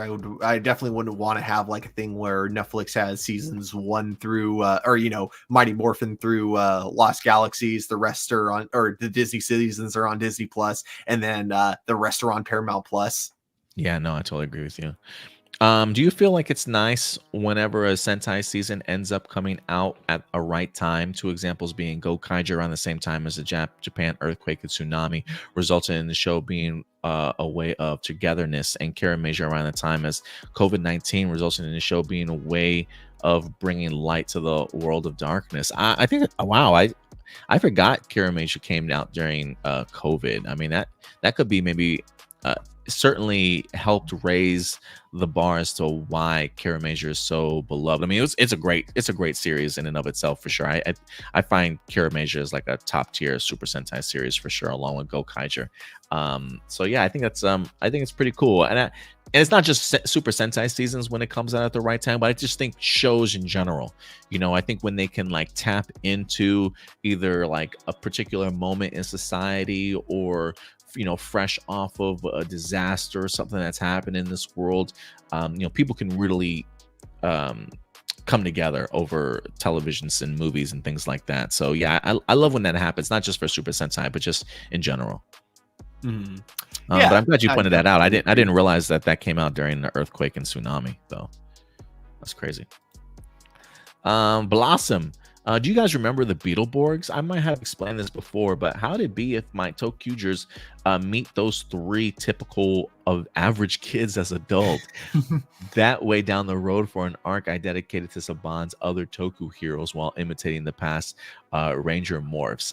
They find that one of the Beetleborgs comics were owned by one of their parents. What happened in their show was considered as urban legends or rumors passed on by lots of kids. How's that? How do you like that one, Stuart? The idea of her meeting up with Beetleborgs instead of typical average kids, but as adults. As adults, yeah. I think it'd be a great idea. I can't remember, like I said, I didn't watch it like back in the day, so I can't remember like much of what the kids were into. But one aspect that'd be kind of cool with is take some of their hobbies and maybe use that to like kind of flesh out what their future careers were as adults. Yes. Yeah, I do think if you're definitely going to utilize Beetleborgs as adults, I would agree with you there for sure. Having their hobby something that they eventually aspire to be as they get older. But there is something cool about the idea of like their show being considered an urban legend or rumors passed down by kids. But I think if anything, I would love to see if your Rangers do meet up with them, some lessons maybe that these Beetleborgs as adults have kind of learned to help pave the way for your Tokuger Rangers for sure. There's got to be a learning lesson in there for sure. Peg C, hey Adam and Stuart, hope y'all are doing well and that your weekend is going well. Couple questions. Have you ever played Mighty Morphin Power Rangers the movie on SNES and Sega Genesis? Maybe once. Which ones were your favorite Mighty Morphin Power Rangers? The NES one? Oh, SNES or Sega Genesis? I think I probably played it on the Sega Genesis briefly, just because I think that's the system I had. I didn't have a Super Nintendo growing up as a kid.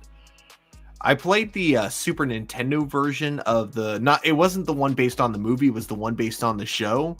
But even though I haven't really fully played the Sega Genesis version of that one, I definitely prefer the Super Nintendo version just because the music, one of those times where I actually think the Super Nintendo had the superior music. And now that I'm thinking about it, I'm wondering, did I play the show one or the movie one? Maybe I played the show one. I'll have to go back and revisit it. It's been a minute. What were your initial thoughts on the Lion King movie that came out in 1994 and the direct sequel, The Lion King Simba's Pride? Can I tell you guys a secret? I have never seen the sequel. Ah, I've never seen the sequel. The Lion King movie I've seen more times than I can remember, and I still love it to this day. It's such a good movie. Um, I think, like many, my initial thoughts on it was like great film. Probably cried during, you know, the king's death, sort of thing. But Mufasa. But I love Whoopi Goldberg in it. I thought she was great as the hyenas. I remember her really standing out to me. There were a couple of really great. They just had a really great overall cast. It was definitely I didn't watch a lot of Disney movies growing up as a kid, but The Lion King was definitely one of them for sure. fun fact. I don't know if it was Whoopi Goldberg's character, but one of the hyenas was originally going to be voiced by Tommy Chong. But I guess at the time, Tommy Chong was at Disneyland and they threw him out of Disneyland because he had a hemp shirt. And they were like, that's not family appropriate. And so he was really pissed off at Disney. So he turned it down. Oh, wow. I didn't know that. So I don't remember which of the hyenas. But anyways, for me, I absolutely love The Lion King. It is one of my all-time favorite Disney movies, like right up there with like Tarzan and Sword of the Stone. Simba's Pride, I don't remember much about. Like I think it was okay. I remember... Oh God. I remember I used to make jokes about how Simba is racist in this movie because all of Scar's ancestors, which happen to be brown and black lions, are banished. So therefore you have this segregation with the, darker colored lions and the lighter colored lions. And it was just like, is Simba racist? I mean, when you put it in that perspective, man, you know what I'm saying? Maybe there's some subliminal messages in this movie. I need to maybe check this one out myself now. But I just thought it was okay. It was just a basic retelling of Romeo and Juliet. Oh, okay. He also says, I don't know if I've already asked this before. If I did, I apologize. What are your initial thoughts on the Japanese Spider-Man? I don't know if I watched too much of the Japanese Spider-Man with the exception of some clips here and there. I think I remember maybe some live action Marvel VHS tapes growing up as a kid of live action, but I think it was in the States. Maybe they were Japanese, but just subbed in. I can't remember now, just dubbed in English. I don't remember, but look, I mean, my thing is, based off of the budget that they had, what can you do? You know what I'm saying? They did their best. I thought the idea of them making somebody look like they're climbing on the wall was actually pretty cool. I used to be impressed with some of the like outside shots of him climbing up buildings, and they have like the big type of camera angles where they like zoom out so you can see him climbing up the wall. I'm like, how the f are they doing this? Like, how's this man? I just remember as a kid being really astonished by how they certainly made him look like he was climbing on walls and stuff. But I mean, it is what it is for the time period that it was. I'm super happy it exists. I haven't watched a lot of it, but I did watch the entire first episode and then a couple of highlights here and there. I don't know if I'll ever get around to watching the whole series, but regardless, I am so happy that it exists, and I'm glad it has a fan base, and I really hope we get to see that version of Spider into Beyond the Spider-Verse. Sorry, I couldn't remember if the next one was going to be called Beyond or Across, but it's Beyond is the next one. Next we have me, AJ Loves Bacon. What's up, AJ? Where are you coming from, man? I feel like I haven't seen you in this chat or live your questions in a minute, but it's good to have you here, man. Remember. Oh, hang on. Sorry. Before we get to that question, this is kind of interesting. Apparently, the giant robot used for the Japanese Spider-Man was stolen mid-production, so they had to reuse footage for new monsters. That's interesting. That is interesting. He says, AJ says, remember the Dino Thunder Ninja Storm team up? It was and still one of the best and unique team ups we've had. It was the first time we had two Ranger teams fight against each other by making the Wind Rangers, Shane, Tori, Dustin, be mind controlled by Lothar, and was an excellent way to explain how they got their powers back, basically by using corrupt power discs from the abyss of evil. Not only did we get to see more core Ranger teams fight each other, we got to see them fight with their civilian special powers, not just in their Ranger suits. Lothor working with Mesogog was just awesome. Just like classic team-ups in the original Saban era seasons, this team-up served as a final farewell to the entire Ninja Storm cast and advancing the Dino Thunder team. The entire Ninja Storm team using the last remaining energy from Cam's Samurai Morpher was a perfect explanation of how all 6 Ninja Rangers got to use their powers one last time.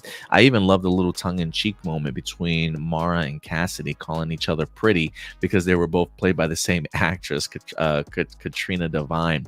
Furthermore, the Dino Thunder team having to deal with the 3 Wind Rangers was a great reminder from Tommy that he was once evil himself and told them to not give up on the Wind Rangers. Cam and Haley already knowing each other through early communications off screen allow both series to already be part of the same universe. Plus, it was a great implication that Haley learned about Ranger tech, like creating the morphers from Cam. Mm-hmm. Yeah, I really enjoyed that team up episode. It's been a minute since I've watched it, so I don't remember it quite as well as you do from your comment. But yeah, I do like how we got to both see the Rangers fighting against each other and with each other. To me, that's a great team up. And then the other thing is that it was a 2-parter, so we also got to see some really great interactions between them, outside of fighting, just them being themselves, which is something that unfortunately I feel like we haven't really gotten that much of, actually, with the exception of Once a Ranger. I don't think any crossover after this one really had that much time to flesh out or give the teams that much time for, chatting and getting to know each other. I don't think there was that much after this episode, because I think this was the last 2-parter. Yeah, I think you might be right. If we're wrong, let us know in the comment section box below. Yeah. Again, with Once and Always, or Once a Ranger being the exception, obviously. We also have the most talented man in the world with a couple questions.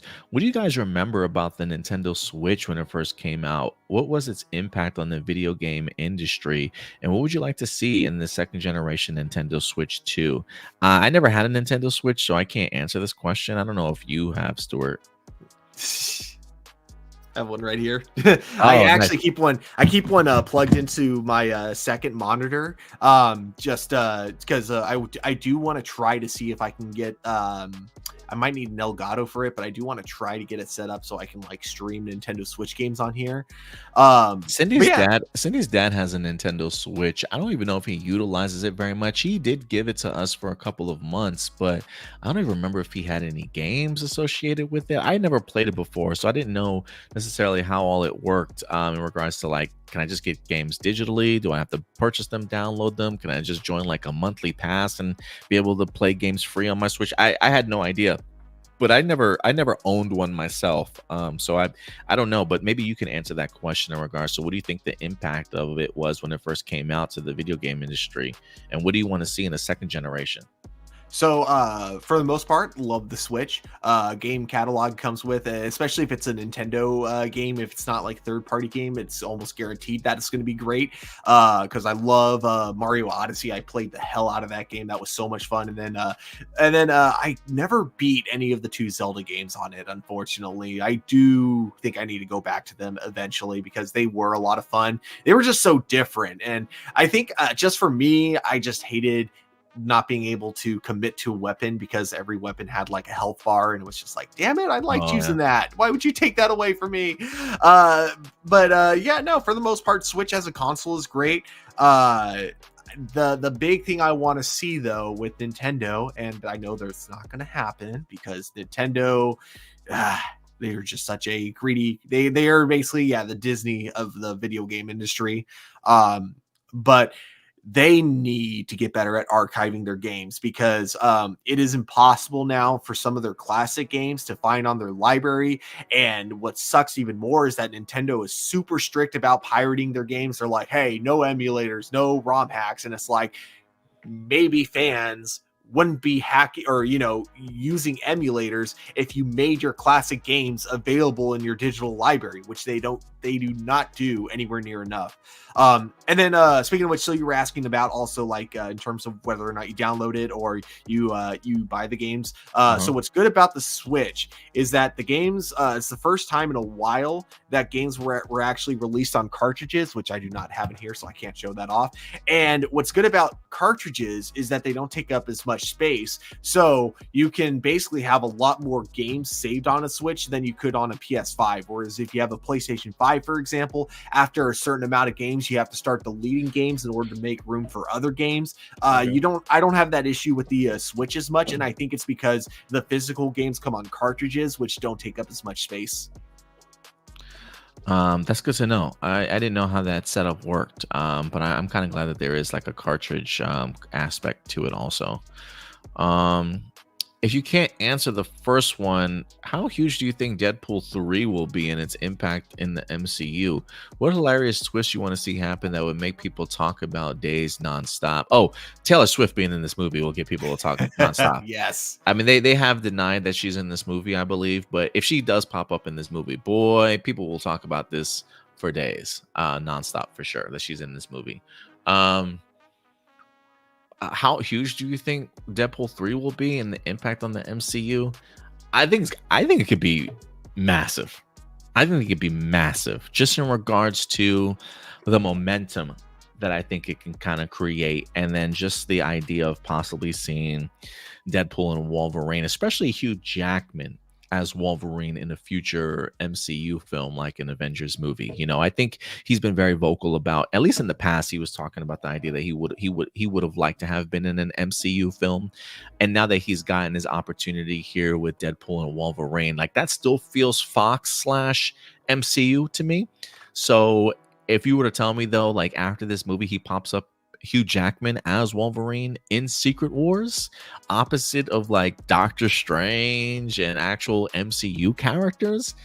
Yeah, man, I do think that this movie could be potentially really great. I know I heard Kevin Feige talk about the idea that the leaked photos that came out really helped with the positive buzz that this movie is now getting, and I think the trailers have just done an amazing job. So I do think Deadpool and Wolverine could have a huge impact in regards to the MCU. I think it's going to do huge numbers at the box office. And while I personally am not one of those people that think like Marvel Studios is dead and MCU movies are dead, I don't believe that, but I do think that it'll definitely ignite Marvel Studios, and I'm hoping with the way that people perceive it, that it'll give those behind the scenes just more fuel to get really pumped to like, yeah, we really got to get back on our game here even more. And hopefully from this point on, these movies are just really good stuff. You know what I'm saying? So I do think it can have a huge impact. Do you think they'll go there? I want them to joke about Wesley not being in the film because of Weasel being at TJ Millett. Yeah, they'll be in there. It'll be in there. I think so. And then last but not least, Sam. What's up, Sam? Appreciate it. Last question. I remember the 2010 film Jonah Hex, played by Josh Brolin, was all right. What do you guys think we can? What you guys think we could get a new Jonah Hex reboot film or TV series? Normally I would say no. But considering it's James Gunn and he likes to take really obscure characters and do stuff with them, it would not be a surprise to me. My question would just be, where does it fit in the long game out of everything? And I don't want to compare because I don't think I read Jonah Hex or know too much about him besides the fact that he comes from a Western kind of theme. I don't know if it was like a post-apocalyptic theme or whatever the case may be, but for some reason when I think of Jonah Hex, I now think of the guy from Fallout. Oh yeah. Right. And I just think to myself, like, man, like maybe they can kind of take a concept like that and do something for Jonah Hex. But again, I don't know too much about Jonah Hex to see if that's something like that would work. But why not? Yeah, it's pretty much just a traditional Western. Yeah, but now, oh my gosh, now that that's in my head, I want that actor to play Jonah Hex. He would be so perfect. Oh my god.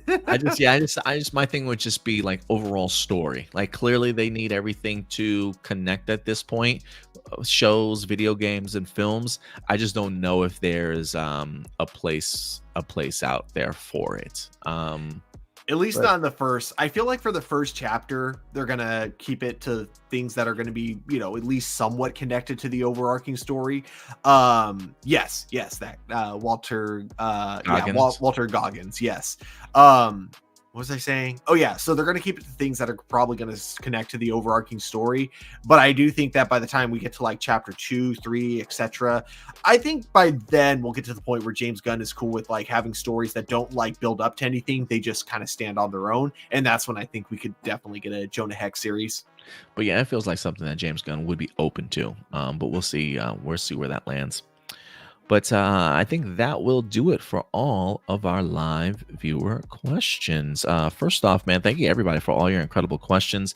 AJ, it was fantastic to see you back here with your question, man. I'm sorry we didn't get you in the live chat here today. We do miss you around here, buddy. So I'm glad that you were able to participate here this week. But that will do it for all of our live viewer questions for today, guys. So thank you guys so much for participating, and we will be back next Sunday. I don't think I have anything on the docket right now, so we definitely will be having APlus Hero Report the next couple of weeks here, so definitely tune into us each and every Sunday.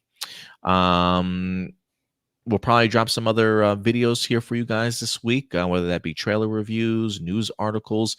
Been trying to pull some snippets from our Acolyte reviews. If anything, we'll probably drop a couple of more Acolyte reviews over our clips from our Acolyte review over on our TikTok, along with other social media. So if you want to follow along with that, you certainly can. We will be going live this Wednesday for the finale of the Acolyte in doing our season finale review. So again, every Wednesday at 10 p.m. Central Time. And I think My Adventures with Superman is rounding up soon, Stuart, right? You said you're going to think about doing a series review on or a season review for season 2. I am indeed, and yeah, it should be wrapping up pretty soon now. Okay, awesome. So definitely expect that. I might try and see Long Legs this week, or maybe some other movies in theaters this week. So you might have some movie reviews as well. But yeah, guys, a ton certainly headed your way this week. Stuart, if people want to find you though on social media, where can they find you? You guys can find me at TurboStew01 over on not Twitter, on Instagram. And if you want to follow us over on social media, right here, posted everywhere throughout the entire show at APlus Opinions. We are also on TikTok at Hero Report. We do have a Discord forum community. If you like your forum community setups, there is a link in the description box below if you certainly want to go ahead and join us there. If you want to keep up with all the news throughout the week, check us out over on our Facebook page. Mostly that's where we drop all the news, brand new posters, trailers, featurettes, discussion videos, whatever the case may be. You can find it all there. And then we take 6 topics from our Facebook page and we discuss them here on our YouTube page. Also, subscribe to the YouTube channel. Hit that subscribe button, that like button, that bell notification. So anytime we drop brand new videos, you guys will certainly be notified. But that's going to do it for us here today, ladies and gentlemen. We'll certainly see you next week. But until then, do us a big favor as always, guys. Take care of yourselves, take care of each other, and keep it A+. We'll talk to you guys later. Bye.